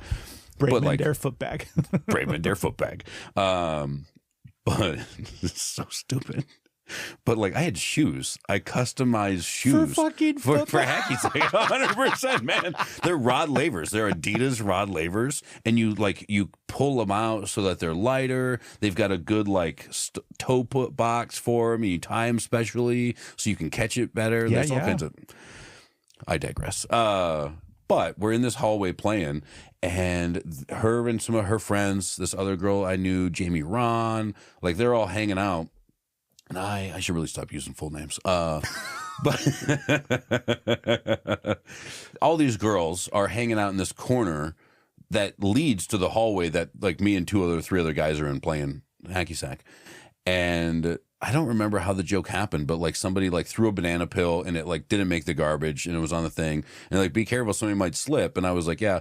I ran over to it and stepped on it like I was going to slide or slip, and I didn't. I just kind of like, and nothing happened. I was like, oh, well, let's do that again, make it better, right? And I stepped, and my whole foot twisted underneath me, and I fell, and I twisted my ankle. I had to call someone to come get me because and they're like, what happened? And like, quickly it becomes apparent that I like slipped on a banana peel to impress some girl. And I don't even think, like, it wasn't like the girl that I was like, I want to impress this girl. It was a group of girls, and I was like, I'll just do something silly to make somebody laugh or whatever. And was that kind of like your vibe? Totally. Like, I'm so curious, kind of like, because I had a very similar thing where there was a basketball game in high school where I didn't play, but all my friends did. So I was like this super fan that would go and cheer on all my buddies and travel to the games. And truthfully, I just wanted to be a part of that experience, right? I didn't make the basketball team. What happened was at the time that tryouts were, I was in a play. And so it was like between, do I want to do this play or do I want to do basketball? And at the time I wanted to be in the play more. So I chose to kind of like, anyways, I'm at this basketball game. Everybody's hanging out. It's halftime. There's a group of cheerleaders from the other team on the other side of the gym. And I just walk across the floor of the gym because they were all sitting there eating pizza. I just walk across the floor of the gym and grab a piece of pizza and just kind of stand there and hang out with them and eat their pizza. I don't say anything to them. And then I just like eat the pizza. I'm like, thanks. And then I turn around and go back over across to the other side. And everybody on the other side, right, is just like, oh my God. Yeah. Just dumb shit like that all the time. Yeah. Never. Yeah. Dumb things. Just dumb things. Like, I wasn't necessarily a class clown, right? I definitely, like, teachers liked me for the most part, right? Because I was not an idiot, and I was really good at testing. Terrible at homework. Really good at testing. But I definitely did just so many dumb things to just get attention, but not, I don't know, just silly, stupid things. I think about it now from that, like that exact phrase right there, to get attention. Yeah. And then I think back to like, what's the correlation and connection to that for me as a child, where I wasn't getting attention. And so what was because that's learned behavior. So that means that as a little boy growing up, I had to do things in order to get attention. Right. And that's the way that I look at it, is kind of through that lens. It's dopamine.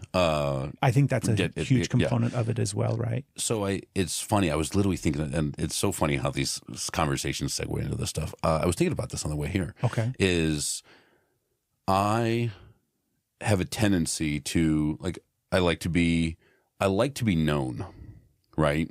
And when I'm new into an organization of any kind, like when I was new into the Marine Corps, everybody knew, like, I kind of made it apparent. I made it a point to make sure that everybody knew who I was. And it helped me being known. It helped me numerous times accelerate my growth in the organization, my status in the organization. When I was in the Marine Corps, right? Even so you come in private first class, Lance Corporal, and then that just happens kind of automatically, the first three ranks, and then non-commissioned officer, a corporal, you're an NCO now. That becomes a little more like you got to work for it. Okay, but it still happens, right?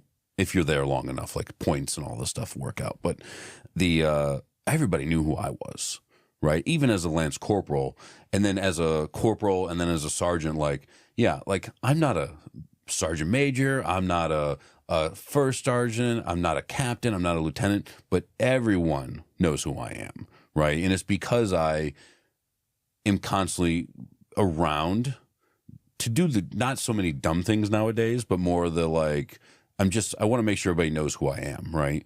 And I did that in high school. I wasn't a popular kid, right? We had a relatively smaller school.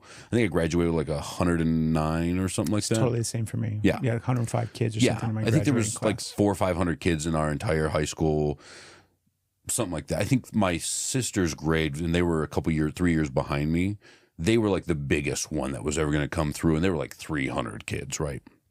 It's not a big area, not a big school. but all the teachers knew who I played football. I wasn't a jock because I also like I played football, track, wrestle, all that stuff. But I also went to a special science academy, right? I loved math and science. I was on the robotics team. So there's these like differences.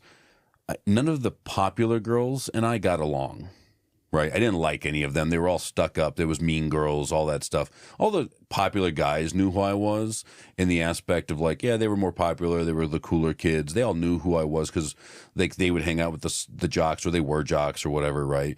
But like all the football players would be over there having lunch and I'm over here playing hacky sack, right?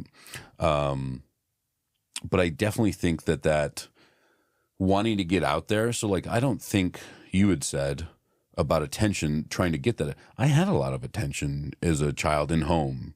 Like my sisters will attest to this. Like I was the favorite, right? I was the oldest of my mother's children, right? Because my half brother lived with us, but not her child. I was the favorite of that. I was the oldest. I also had a lot more responsibilities. They were twins, so they had built-in friends and all this, and I didn't.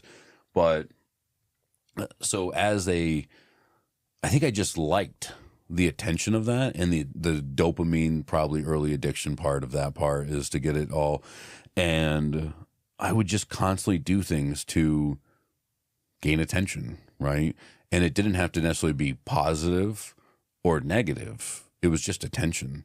And I look back at it now and I'm like, all right, well, let's do more positive things to gain attention than negative, right? Don't be the guy who smacked his boss in the mouth for, saying something. Be the guy who is coming up with good ideas, or, who's trying to be helpful, who listens to people and stuff like that. So what do you find, or what do you think you do differently in order to get attention from men versus women? So for men, I definitely, I try to be, the guy's guy, like I'll have a conversation.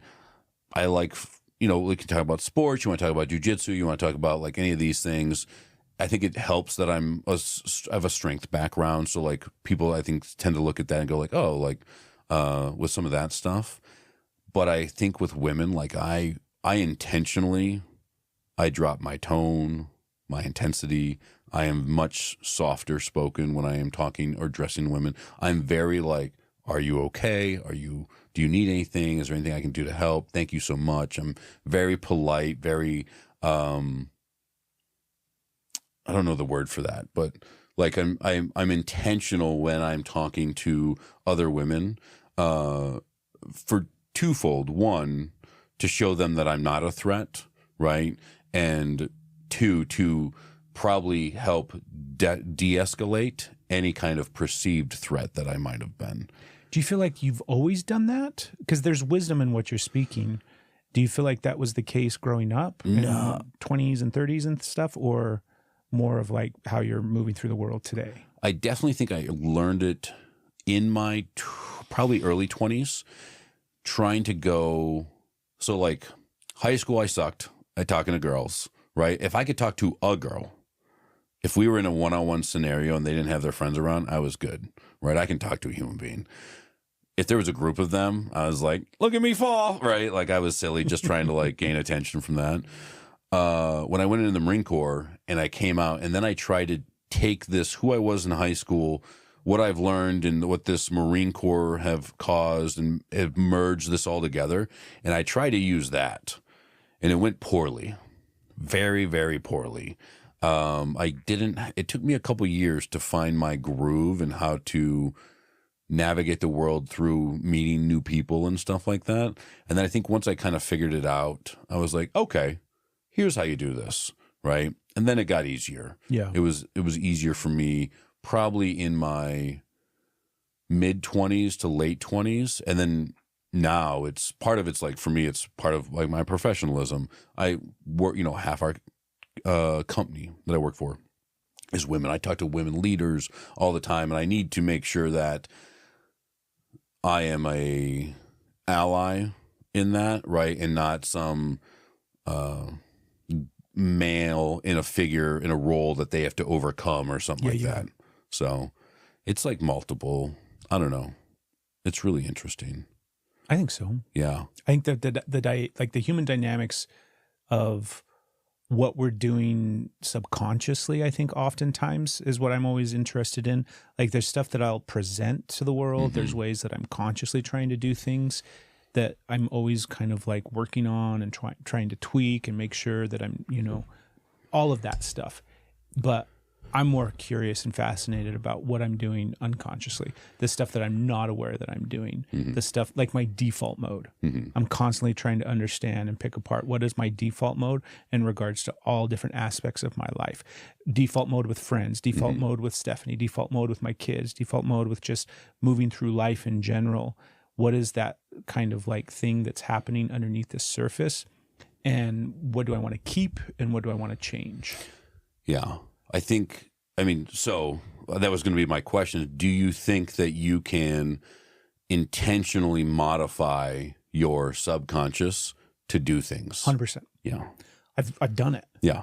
But it's hard. It requires effort. It's effort, it's patience, it's compassion. Like if I'm trying to alter and change a subconscious behavior or a subconscious program or a belief,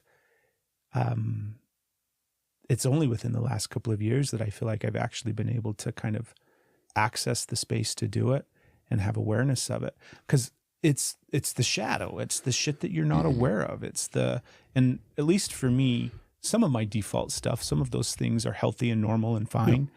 But the majority of them, at least, I think, and maybe not the majority of them, maybe the healthy ones I don't see as much, right? And don't have awareness of. But it feels like the majority of these things that are happening unconsciously they're like maladaptive coping mechanisms that I've gotten from childhood. So I didn't have all the things that a child needs in order to be fully developed into a healthy, normal, securely attached person. I've got, let's say 10%, 20%, it doesn't really fucking matter what the figure is, but I've got a limited amount of what that was that I needed as a child. So then how did I learn how to fill those gaps as a child with different things like the self-harm? That's just a coping mechanism. And it's a toxic one and it's a sad one and it's a maladaptive behavior in order to trying to get a need met. So then I have to figure out what the need was that I was trying to get met, and then how can I do that now in a healthy way? So a lot of my unconscious behaviors are trying to get a need met. They're trying to soothe something inside of my nervous system, inside of my body. And I have still a ton of maladaptive coping mechanisms that I'm struggling with and existing with today as an adult. But the goal for me is being able to connect it to the past. I find that if I can find where it started and put some of the pieces together, like it's the story that I told at the beginning about, my brothers and tying me up and everything like that, right? There's a need there of being accepted by my brothers, being accepted by my family, feeling like I have a place and that I'm wanted. That's a need. Like humans come into the world and need to feel a part of society, of culture, of their family, right? They need to feel a part of it. And because I never kind of had that fully ingrained into my body, I've got all of these fucking wonky ways that I've tried to go about it. Hey, real quick, if you're just somebody that listens to podcasts, thank you. But if you want to watch us week after week, jump over to our YouTube channel. Just search out Brave Men there. Click that subscribe button. Don't forget the little notification bell and come see what we're all about week after week on the podcast. We share tons of content there as well, and we even have some plans in the future to do some live episodes. So come subscribe to us on YouTube, and while you're at it, you might as well follow us on Instagram, Facebook, and TikTok as well. We hope you're enjoying this episode. Let's get back to it. And they still show up all the time, and I don't like it. And sometimes it's easier for me to just sometimes the act of trying to change the unconscious things into, not just bring them forth into the conscious, but to try to change them into healthier ways of loving myself and meeting those needs myself and acknowledging what those needs are. That process is... It's draining, it's challenging, it's hard, it's kind of demoralizing at times. It's just this grind of kind of having to wade through shit. And it's hard and it's heavy and it gets to be overwhelming. And so I stop, and then I just continue on with coping mechanisms that aren't the best for me and that aren't healthy for me. And I mean, one that's really clear to me, because there's layers to all of them. Some of them I'm still struggling to kind of understand and make peace within myself to try to even articulate. But food, binge eating is one that is just, that is like, I can very much connect to when that became a thing for me in my life as a child. And it's still an issue today. And it's something that I've had just this roller coaster experience with over my adult life, of my weight fluctuating and going up and down from, as early as I can remember. And all of it for me, again, it's like, what is food? I think about it too because a lot of the stuff that we do, and I say we, I mean Stephanie and I, and the way that we think and process and kind of, Steph and I have such a great relationship to be able to work this stuff out together, both with each other, but then also supporting each other through it. And so a lot of times I'm looking at stuff from not even just like what was going on when I was 4 and 5 and 6 years old, what was going on when I was in utero, what was going on in the first year of my life and the first 2 years of my life, what needs were not met during that time period, and how did I learn, or how was I programmed subconsciously, right? A child is not conscious about what they're doing, but they're problem solving with the skill set that they have. Yeah. They're figuring out, like, if I do this, this happens. Exactly. So if I do this, Exactly. Yeah. And so there's certain things that I'm doing that I still do today that are 100% are coming from self-soothing techniques that I had way back. Yeah. And that, like, it's muddy. Like that part is really hard, because it's like, because you don't have memory of it. It's pre-verbal. It's this time period in life where I can't really, if they're like, well, tell me about what that was like, I don't fucking have any clue what that was like. I don't know. Right? But I do know the feelings inside of me today that I know. When I say they're not right, I'm not saying that like the feelings are wrong or anything like that, but it's like, I know that how I'm feeling and moving through life today doesn't feel right. And the only reason I can say that is because some of it I've been able to heal, some of it I've been able to change, and I can feel what it feels like to be on the other side of some of these things, where I'm not carrying the shame and the guilt and the remorse and the self-judgment and the criticism and the, like, a lot of that self-harm behavior that we've been talking about. I don't have as much of that anymore as I used to. It still shows up in some ways at times, but the physical, like actually hurting myself, burning myself, stabbing myself, punching, some of it will happen in jiu-jitsu, where I'll push myself too hard and hurt myself in those ways, and then still continue on injured. So, it still kind of shows up in those regards. And again, it's like, that word maladaptive, I love the word. First off, I feel like I sound super fucking smart when I say it. It's a college word. I'm like, excuse me, sir. Let's talk about maladaptivity. Exactly. On this slide, we're discussing maladaptive coping mechanisms, right? I definitely feel that's a college course right there. Exactly. I mean, 100%. And it also makes so much sense to me that something over time would just alter and shift and change and adapt based upon the circumstances and the experiences. And so I can see a lot of my behaviors that have just done that, where they're still present. They're not healed. They're not changed. They're not gone. I haven't gotten rid of them. They've just changed. But the cool part is when they change into healthy. So it's no longer, that maladaptive toxicity. It's become this healthy coping mechanism. I've learned how to meet my needs and how to regulate my nervous system and how to do all of those things through healthy means that actually are, healthy, that feel good, that make me feel better, that aren't destructive, that fill me up with joy and, help me recover and rest and all those kind of different things. But yeah, dude, like for me, I think there's a component of life. Like, I don't think that's what life is all about. Life isn't just all about healing. But I think there's a big chunk of my life that's my goal. Is it's like I'm always looking to find ways to do things in a healthier way for me at any given moment. I think that's great. So then that way I'm not hurting myself anymore. Yeah. Like I really don't like the idea that I've been hurting myself physically since I was little. Like that breaks my fucking heart, dude. Yeah, that's terrible. Do you know what I mean? Yeah. Like you think about your little fucking kids Yeah. and the idea that they might be in some ways, you know, Doing that because of something that they're missing, Yeah. which makes me want to like, what can I do to fill that so that we Exactly. don't do this, right? Exactly. Yeah. Right. Yeah. And I think all kids have some, because as a parent, you can't do it right. Mhm. And they're always going to have something that they're, you know, that is maladaptive in some sense. But it's like the level with which I've gone to over the course of my life just really makes me sad. Yeah. But it's not this place of like pity or guilt. It's just like, No. like fucking sad for those parts of myself. But knowing that it makes you sad allows you to tap into, I'm going to work on this, right? Like, I'm not just sitting, listen, I agree. You're not just like, I'm just so sad about all the stuff that I'm doing, and I Right. just don't know what I'm going to do, and I'm just going to be pouty and sit here, but I'm so sad about all this stuff. And you just get on this loop of like negative, you know, like sadness or whatever. But you're like, no, that makes me sad. Like you think about it, you relive that for a moment, then you check in, you're like, yeah, this makes me sad.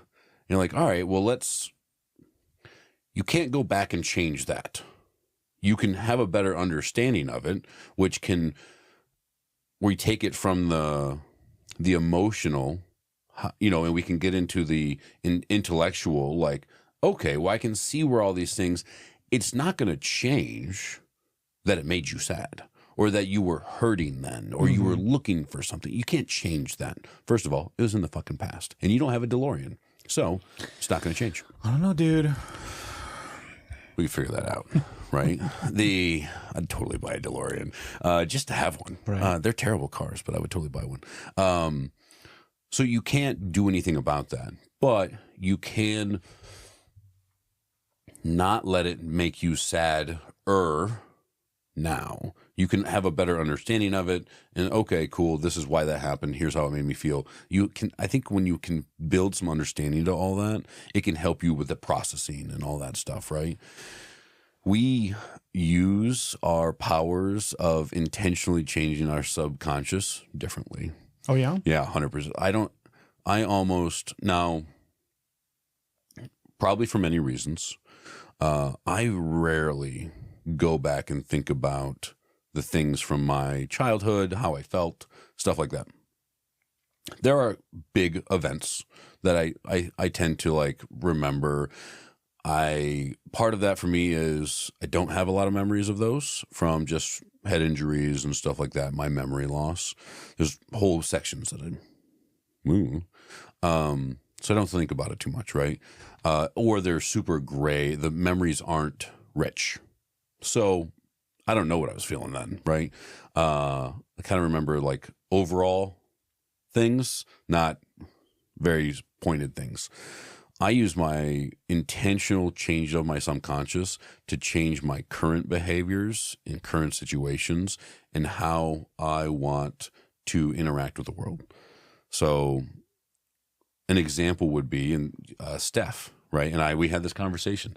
We went out, we had dinner, our families hung out, right? We had some drinks, we had a great time. We were saying goodbye.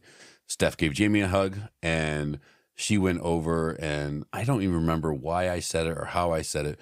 I normally do not two-arm hug women. I give my mom, my wife, my daughter, my wife's sisters, my sister, they get like in close women to me, they get two-arm hugs, right? That's a full-on body embrace for me.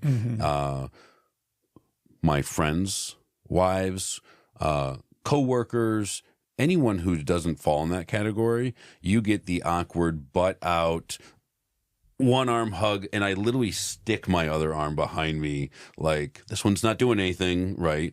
It's almost a show of like I'm not doing this. Yeah. It's I don't know why I do this. It's just I actually I do know why I do this. I was going to say, why do you do it? Yeah, I 100. Okay, so let's step back into that real quick. Okay. In high school, I had a girl who so I went to this whole other school. I went to my high school for half the day, and then I went to this other school. It was called OSM OSMT, or, OSM Tech, Oakland Science Mathematic Technology Academy. And that's where we went, and that school specialized in math and science and technology. Crazy.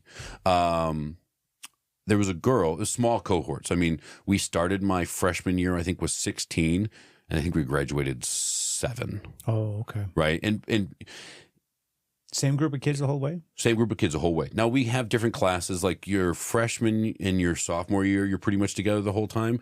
And then your junior and senior year, like, I'll go do this math class where I might push further into the statistics. So I'm in AP Stats, and they're in AP Calc, right?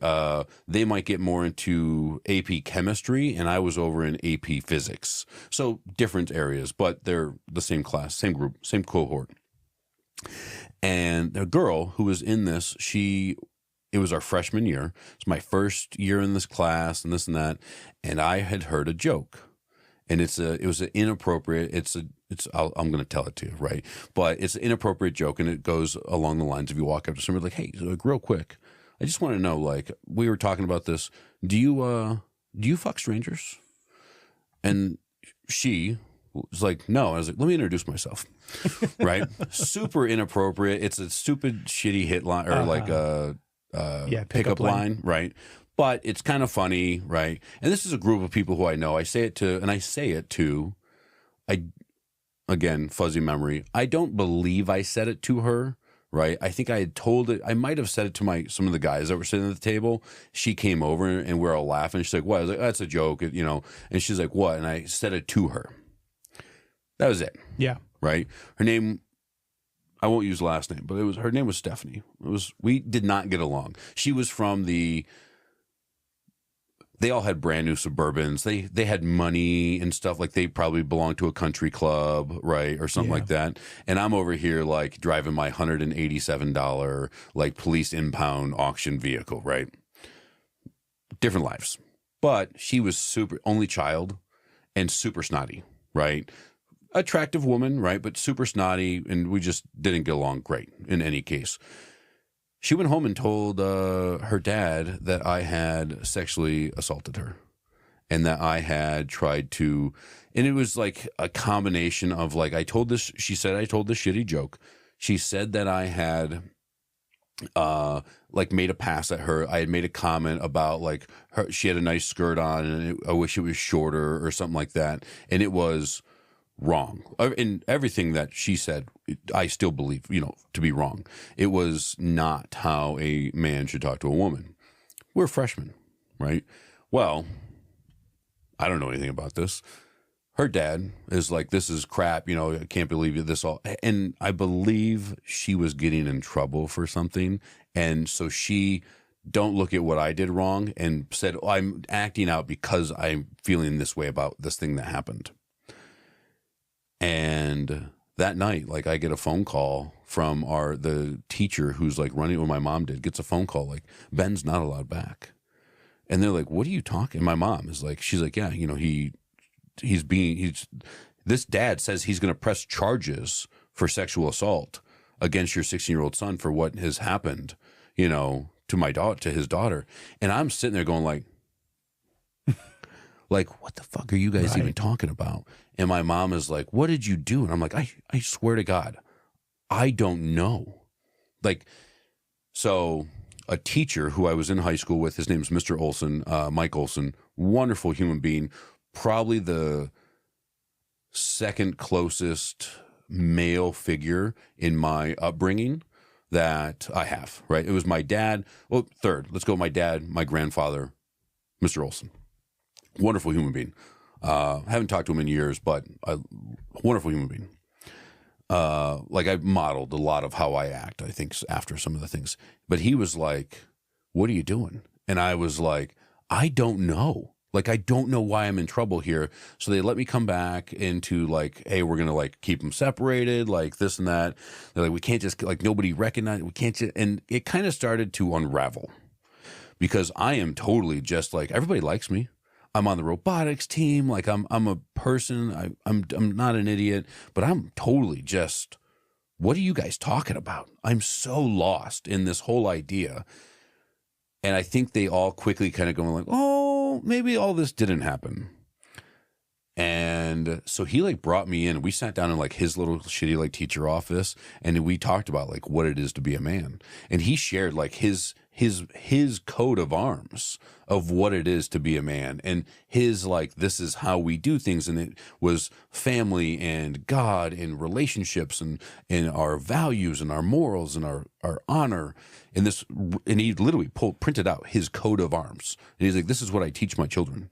And I was like, okay. And we had this conversation. And he's like, you're an adult man now. Like, you cannot just walk up to girls and give them these shitty jokes, right? Like, he's like, I understand that you were trying to be funny, but you can't do that.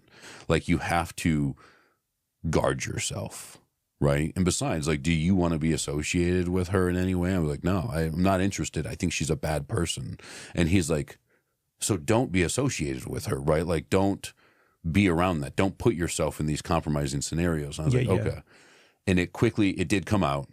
She might have made a bunch of this shit up. I think she was talking to her friend on the home line and was telling her friend how she had kind of made all this stuff up to get me in trouble. Because first of all, who the fuck cares about me, right? And it got the heat off her. And I think her mom had picked up and like hurt her and all this. So she got in trouble. She had to apologize. Right. So there was no formal police charges, any of this stuff.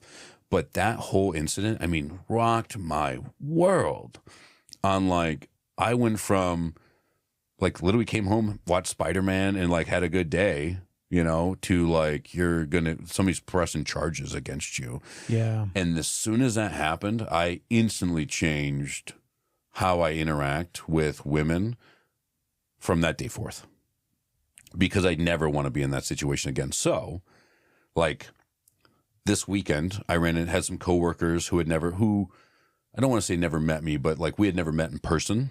And they were like, hey, can we get a picture? And I was like, yeah, absolutely. But I totally I do like the Keanu Reeves, like both my hands are out here, right? Like you can see both my hands. I'm not getting fresh with anybody. I do the one arm hug, you know, like I almost even never compliment a woman on how she looks, because I don't want that to be construed as something else. If I say, I was like, you look nice. And even that, it feels weird for me to say that. Like I wouldn't normally just say that to another person. Yeah. Right. It's because I don't want to go through that kind of thing ever again. And so I've changed my subconscious in a lot of this stuff to ask, you know, or to keep that space and to make sure that I'm never put in that scenario again. That makes a lot of sense, dude. It was traumatic. There we go. For sure. That was, yeah. Yeah, 16, going through all that. Yeah. Well, if you're a freshman, I mean, you're like 14. I was older. So Okay. I was on the 13-year plan through high school, which for a whole other reason. In kindergarten, they thought I was, they came to my mom and they're like, he's slow. And my mom's like, there's no way this kid is slow. Like I had taken apart the toaster and put it back together. Yeah. She's like, there's no 7-year-old that can completely disassemble a toaster, put it back together, and it still works. That person's not slow. But they didn't know I couldn't hear. I had really, really like 85% deaf in both ears, something like that. It was really, really, really bad. And my dad was really hard of hearing, so everybody in the house was used to speaking very loud. And I had a surgery, and that fixed it and brought my hearing up. But they were like, "Oh, so he's not dumb. He just," because I couldn't speak. All my vocabulary was terrible. I didn't listen. Like they were like, "Oh no, he's just special." How old were you when you had the surgery? 7, maybe. Wow. So 7 fucking years that way. Yeah. I mean, and like I didn't know any different, right? Like nobody really recognized the difference. And back then, like you didn't do hearing tests with kids and all that. And I think it was my kindergarten hearing test, right? Where they're like, oh, dude can't hear anything. Changed everything, had surgery. They're like, hey, we don't think he's not ready to move on. So I went into I did a transitional year, which it was funny. I just got to explain this to my kids. It's me and like 8 other kids that are all some varying degree of disability. So there's the kid who is nonverbal, non-mobile, like full chair, full-time person with him going through this, right? And then there's me over here, like, I have 82 Army men and I'm going to do all these things. And like, what does that do to your, like, how are you processing that? Do you remember what you thought about that? it wasn't any different for me. Okay. Right. I mean, that was my life. Right. So I never like thought any different to it. I remember the first time I came I thought it was more fun because we had all these activities we got to do. We had show and tell all the time. And we got to like we're going to open up the box of red things and play with the red things, right? Because they're also trying to cater to all these other kids that are in this class. And here I am, you know, like, it's so loud in here. Like, what's going on? So you never had the distinction that you were in a different Not group, at the time. in a different class? Not at the time. I did know that a couple of my friends had gone on to first grade. Okay. And I was not a first grader. I was in, I think they called it like transition to first or something, like T1. I was in this transition grade. And then I remember coming into actual first grade and going like, this is way harder. You know, like everybody's desks are in a row. And I was like, what happened to the fun circle time that we had on the carpet? Like, I don't understand, right? And like, oh, we're going to read. And I'm like, I hadn't done a year doing that. So it was a little different for me. It definitely took some time to like get past all that. And I was in like speech therapy for a few years and I did speech all the way up until 5th grade. Yeah. Well, it worked out great. Killing it. Maladaptive. Maladaptive. That's right. Right. Maladaptive. But I think, and then, I tried to pull my leg up, and it was. No, that thing's not bad. That's not moving there. Not without assistance. Really trying to find some comfort for my hips and my back right now because I'm dumb and do stupid things for impressing people. But I think that, unfortunately for me, it also it helped being in that to understand where there were deficiencies for me. So I am. Mildly dyslexic. I do have a reading and writing disability. I also have like it's called like autographia or something like that. So it's really hard for me to write things, to take the ideas here and put them on paper. I could tell you a 2-hour long story. I couldn't write the first paragraph of it, right? And going through like E's and 3's are the same thing in my world, right? I write in all caps because that's the best way for me to get my notes and thoughts down. But I've adapted to those things. But it was good in the aspect that this got recognized in me early, so I got the help I needed through life. I learned how I had to adapt to try to keep pace with everybody else in these worlds, right? And in these things that I didn't do well with. So yeah. I have a question for you. We can wrap up here in just a second, but I want to go back to, you were mentioning that you don't have a lot of memory and there's a lot of gray areas. And I'm curious because I think memory is one of those things that it's, you know, like what I was going to say is, for example, if I ask you to think of something from yesterday, so like just for obviously the people listening that aren't living our lives together, like we were at a barbecue yesterday together. So think of something from yesterday, right? Okay. And then suddenly you kind of have, however your memory works, but you start to have like a visualization, so events start coming back to you, right? And you have an overall kind of view, and then you're like, you can hone in a little bit and pick like think about when we were in the basement and you were, you know, showing Asher all the stuff, right? And now you can go into that moment, and then that memory can kind of start to take shape and flesh out a little bit more. I think all memory works that way, where we can go towards it and clear out some of the fog, clear out some of the stuff. And I think there's plenty of things that affect memory. I think there's definitely, you know, blank period. All of those things are definitely the case. But I feel like, at least in my experience, it's like anything else, where the more I practice it, the easier it is, and the more stuff that I can get, more stuff can come back and come through. And then what I've learned is, because the struggle is always like, is it real? Yeah. Right?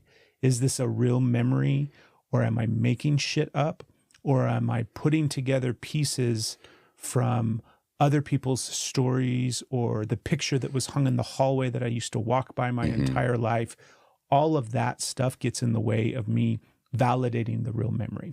And so what I've learned, or not learned, like I studied this and I read a book. Exactly. Leather-bound books. But what has really helped me was getting rid of that idea that it's right or wrong, or that it's true or it's real or it's that it's not a real memory, and just going towards the space because of what I feel like what I've gained from it. So if I'm going back and I'm trying to remember something, especially time periods in my life that are traumatic and that are hard and that are difficult and that I don't have a lot of memories about, the struggle for me is always like, I don't want to spend time and energy trying to remember something if it's not real. And I think that alone has kept me at a safe distance from things that were too difficult and hard and painful for me to feel. And instead of just going towards it with this understanding that some of it might be quote unquote real, some of it might be fabricated based off of lived experience. It might be a conglomeration of a bunch of different things. But the emotion, the energy, the feeling that I can get, and then also the stuff that I can actually uncover and reveal and find far outweighs the cost of like, well, is this real or isn't this real? I'm not structuring my life around a memory necessarily that is hazy or blurry, and now I've completely shifted. I mean, truthfully, actually, you know what? I have actually done that. I've got my whole life fucking changed based off of memories that, who you are today is different because you've gone back through. Exactly. And so I'm just curious, is it like, I don't know if that resonates with you. I don't know if you've tried. I don't know if that's something that you're like, or you're just like, yep, I'm fine this way and I'm moving forward this way. I definitely, so for me, looking at my memories, right? I don't have, and occasionally like, so this has happened to me a bunch, right? Is like my mom will tell a story and I'll just look at her and she's like, I'm like, this is the first time I'm hearing this, right? There are some, I like markers in time that I can go back to. I remember, like, I think we buried, like, my mom had a cat that killed a bird that we buried in this house that we lived in. That is one of like 3 memories I have of that. We lived there for 2 years, right? I don't have a lot of memories of that time. That's the marker that I can have. But like other things that happened in that time frame, like if it's not one of those markers I have today, I don't know. So it's really hard for me to go back and think about those, because even that, I remember that picture of this, but I don't remember much more about it, right? I mean, like, even the fact that, like, my mom's mom, she died of cancer. She lived with us for a while, and I have 1 or 2 memories of that entire time. So you just said your mom's mom? My mom's mom, yeah. So you mean your grandma? My grandma, yeah. Okay. Yeah, grandma, yeah, yep. Grandma Diane, right? Grandma Spector. I was 8 when this all happened. And like, I have very few memories of a lot of that, right? Like, it's just not a ton. So it's hard for me to go back to that. What I think that I tend to do is I don't go back and think about things that happened to me and how that is. And I don't process all that. I look at who I am right now. What are the things that I don't like? And to be honest, actually, I don't tend to think so much about the things that I don't like, and I try to think about the things that I want, and I use those to change my subconscious into the things. Like, when I meet a new team member, I spend a lot of time interviewing, asking them questions. It's very Dale Carnegie, How to Win Friends, Influence People. Like, I ask them, tell me more about them, and that helps them like me more. So I know more about them. That helps me build a picture of who they are, which helps me when it comes to like leadership stuff. But I don't really use past memories or the things that have happened to me and how I would think about them and process them to change who I am today. I'm fucking awesome. I think you're fucking awesome too. I think you're dude. fucking awesome. Right? I mean, there's a part of my like little kid brain. I'm that's sorry, I'm like, taking a real serious thing. No, you're good. It's because it's like, it's hard for me to see things like genuinely. It's hard for me to be like, why not? Like, why would you not do it this way? Yeah. Because I feel like I've gained so much from the process 100%. of being able to go back and reflect. I think it's and put great. pieces together. Yeah. Because it's the layer, like I understand where you're coming from as well, is it's like this stuff that, what do I want? How do I achieve it? How do I move forward in life where I'm at today? And it's not even like fuck the past. I'm not going to look at the past, but it's like, it's not necessary to achieve what I want to achieve right now in the present. Mm-hmm. And and when I say pushback, it's not like pushback, but my only counter to that is like, are there areas in your life that's not working for? Mm. Yeah, it would probably be. Ooh, that's a really solid question. There's probably some areas that if I really wanted to dive more like introspectively on myself on that we could probably find some of those and work on those things. Yes. I believe that, and it's hard to like trauma for me. Like, I don't think a lot about the trauma that I had as a kid and how that has affected me as much. The trauma for me is like my time in the Marine Corps, like that. Like I had a big triggering moment yesterday, right? Steph totally got me, and it wasn't her. Like I don't look at Steph and be like, fucking triggered me. Yeah. I don't remember. We were talking about religion, and here in the great state of Tennessee, this is it's a bigger part of culture here than where we were living in San Diego. Yeah. Right. And I had mentioned that our school, not my school, the kids' school, they were like, hey, we're going to do this Christmas assembly. And they started with a prayer, which was just way different. We never did that where I went to high school up in Michigan. And it was like, it was so different for me. Right. Mm-hmm. And I had said, I was like, I am respectful when somebody's like, hey, I'm not like, we don't do this stuff. This is at school. Division, church, it's great. Yeah. Right. I don't do that. But I want to be respectful of this. Okay, everybody's going to bow my head. What got me is like, there would be very few times where we would, I'm going to do my best to like share this without it triggering me. Cause I don't want to deal with that right now. But there are a few times in the military where you would like have a gathering and they would say a prayer. That time is funerals. And that's when we would do that. And I went to a bunch of those. Yeah. So it's one of those like, I was like, oh yeah. As soon as we were talking about that, I had that. I was like, oh, totally hit me. I was like, oh. And then like I sat there for a minute, tried to like, and it was like, get that shit back in the box. I don't want to deal with you right now. We're having fun. And I was like, I'm getting up. I'm sweating now, and I'm going to go somewhere else and talk about something else because this bothered me so much. But I definitely think, so like I look at a lot of the trauma that I had from my time in the military and the things that happened and the things that I had to witness and deal with and do and all that. That is a bigger deal for me than the things that happened when I was a kid, right? The things that happened when I was a kid shaped who I am today, 100%. There's no doubt about that.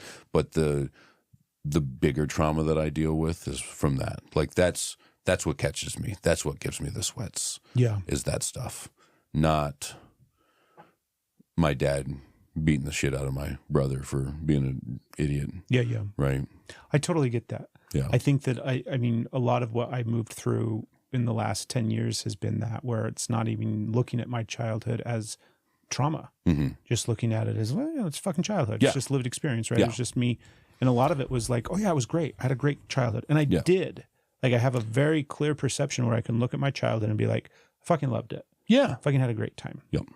It was a time period in life where I'm sure it still exists in some places and in some regards, but riding bikes, staying out all night, you know, like having the type of childhood that you would I don't almost think see. it exists anymore. I feel like it's got to in some regards. No, because Like, it's different, but it still exists in some areas and places. And I think the world's changed too much. for sure. But, you know, I look at my childhood through that lens, and that's how I moved forward in life. And then it was the same thing. It's like I've got shit from adulthood Yep. that I've got to get through, that I've got to process, that I've got to heal from, fix, solve, figure out, all that kind of different stuff. And what I found was that I couldn't ever get ahead of the curve on adult trauma. Mm-hmm.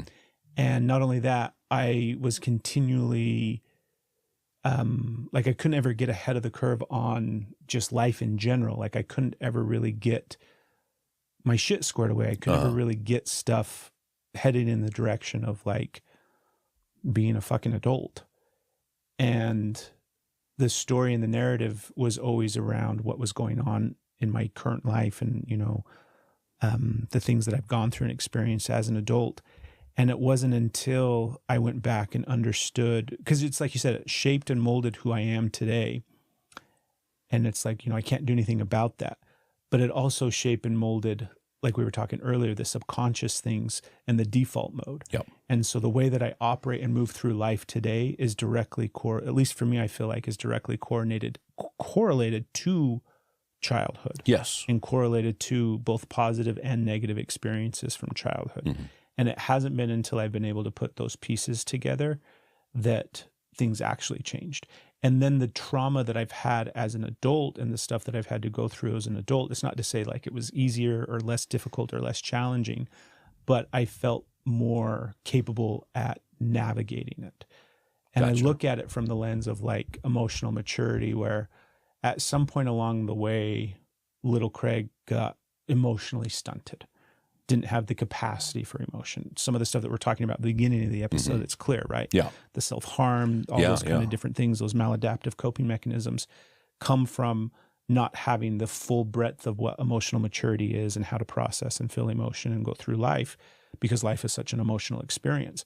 And so it's like putting pieces together, and it's the reparenting process. It's going back and teaching versions of myself throughout, you know, life that, yeah, that was a really shitty experience that you had to go through and navigate, and how you felt and how you responded and how you moved through life after that fact. Like that sucks. That's hard.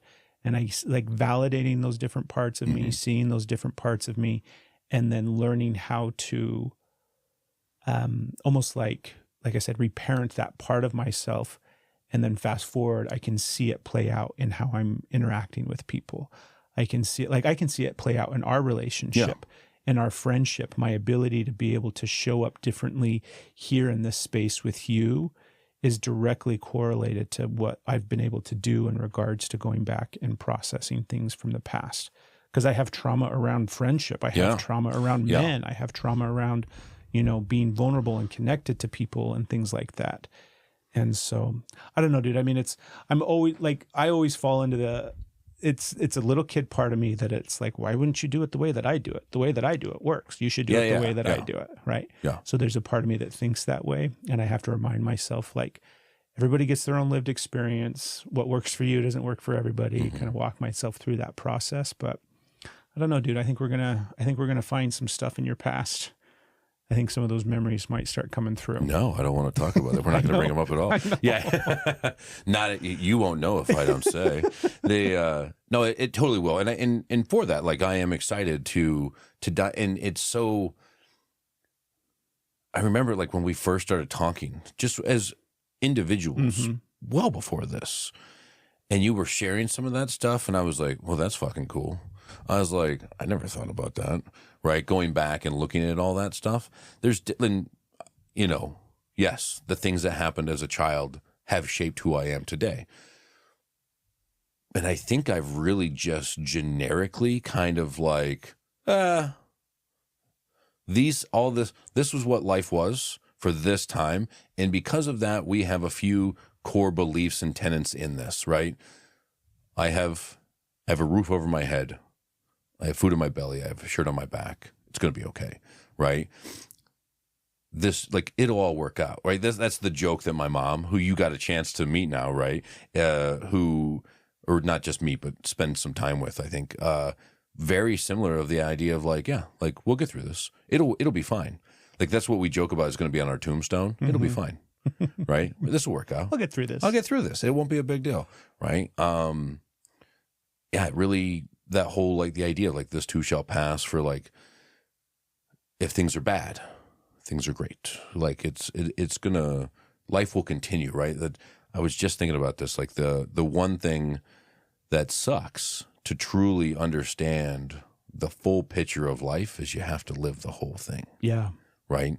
So you're never going to have, the only time that you'll ever truly see the entire picture of your entirety, your entire life, will be the moment before it's over. I love that thought. Right? With that. With that, folks, this has been a great episode. I fucking love these conversations that we're having, Ben.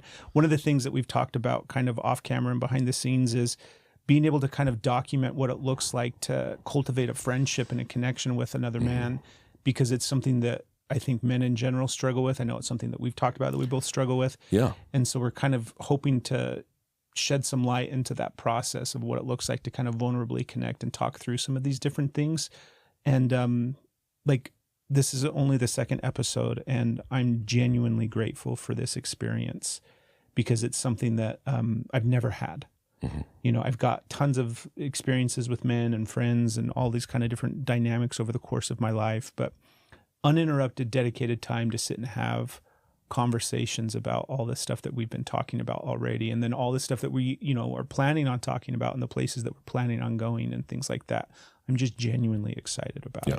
Yeah, it's going to be super cool. Same. I think that you hit it right there on the head perfectly with the idea of we are looking at, we're two grown men who are, we found each other, and I think we both recognize that we want to have a relationship, and we are building at the same time this, what does it look like to build a friendship as an adult male who's got all this different experiences, and we've been different places, we've had friends, family, and all this stuff. And it's, I think as we kind of talked about this in the last episode, is like the guys I was friends with in high school, I don't have to be vulnerable with them. They were there when I was vulnerable. They saw, like my buddy Mike, who I'm no longer friends with, unfortunately, like he watched me slip on that banana peel, right? All those other things. My friend Bobby, like he witnessed me being homeless. He was there with me, you know, supporting me and stuff like that. So I don't have to be, I never had to be vulnerable about those things with him. And now, like, to build that level of trust and camaraderie and connection with a 43-year-old male. That's me. That's you. Listen, very few people today might look at you on the street and be like, I want to know that guy. Right. You're a little scary. You think so? Yeah. Yeah, that's weird to me. To be scary? Well, it's not to be scary. I mean, we'll go into a whole other tangent. Sorry. That's another episode. Whole episode. I think it's interesting to, like, what we should talk about maybe next episode is how you see yourself. Oh, yeah. Right. Oof. I'm excited for that. If we can remember, we'll probably forget because we both have ADHD, right? Jot that down. Somebody First make of all, a note. Through the power of Christ, all things are possible. Jot that down. It's one of my favorite show references from Always Sunny. Yeah. Go to bravemendare.com, sign up for our newsletter, go subscribe to the YouTube channel, come follow us on all the socials. If you like the episode, please share it with somebody. That's the easiest way to help the podcast grow and expand. This is just the beginning of what we've got planned. We've got a lot more stuff that we're hoping to kind of build off of this podcast, and we want you to come join along the way for it all. So bravemendare.com, like, again, go follow us. And if you like the podcast, if you can subscribe, if you can rate the podcast, if you can do all of those things that people tell you to do on podcasts, it genuinely helps us over here on this side.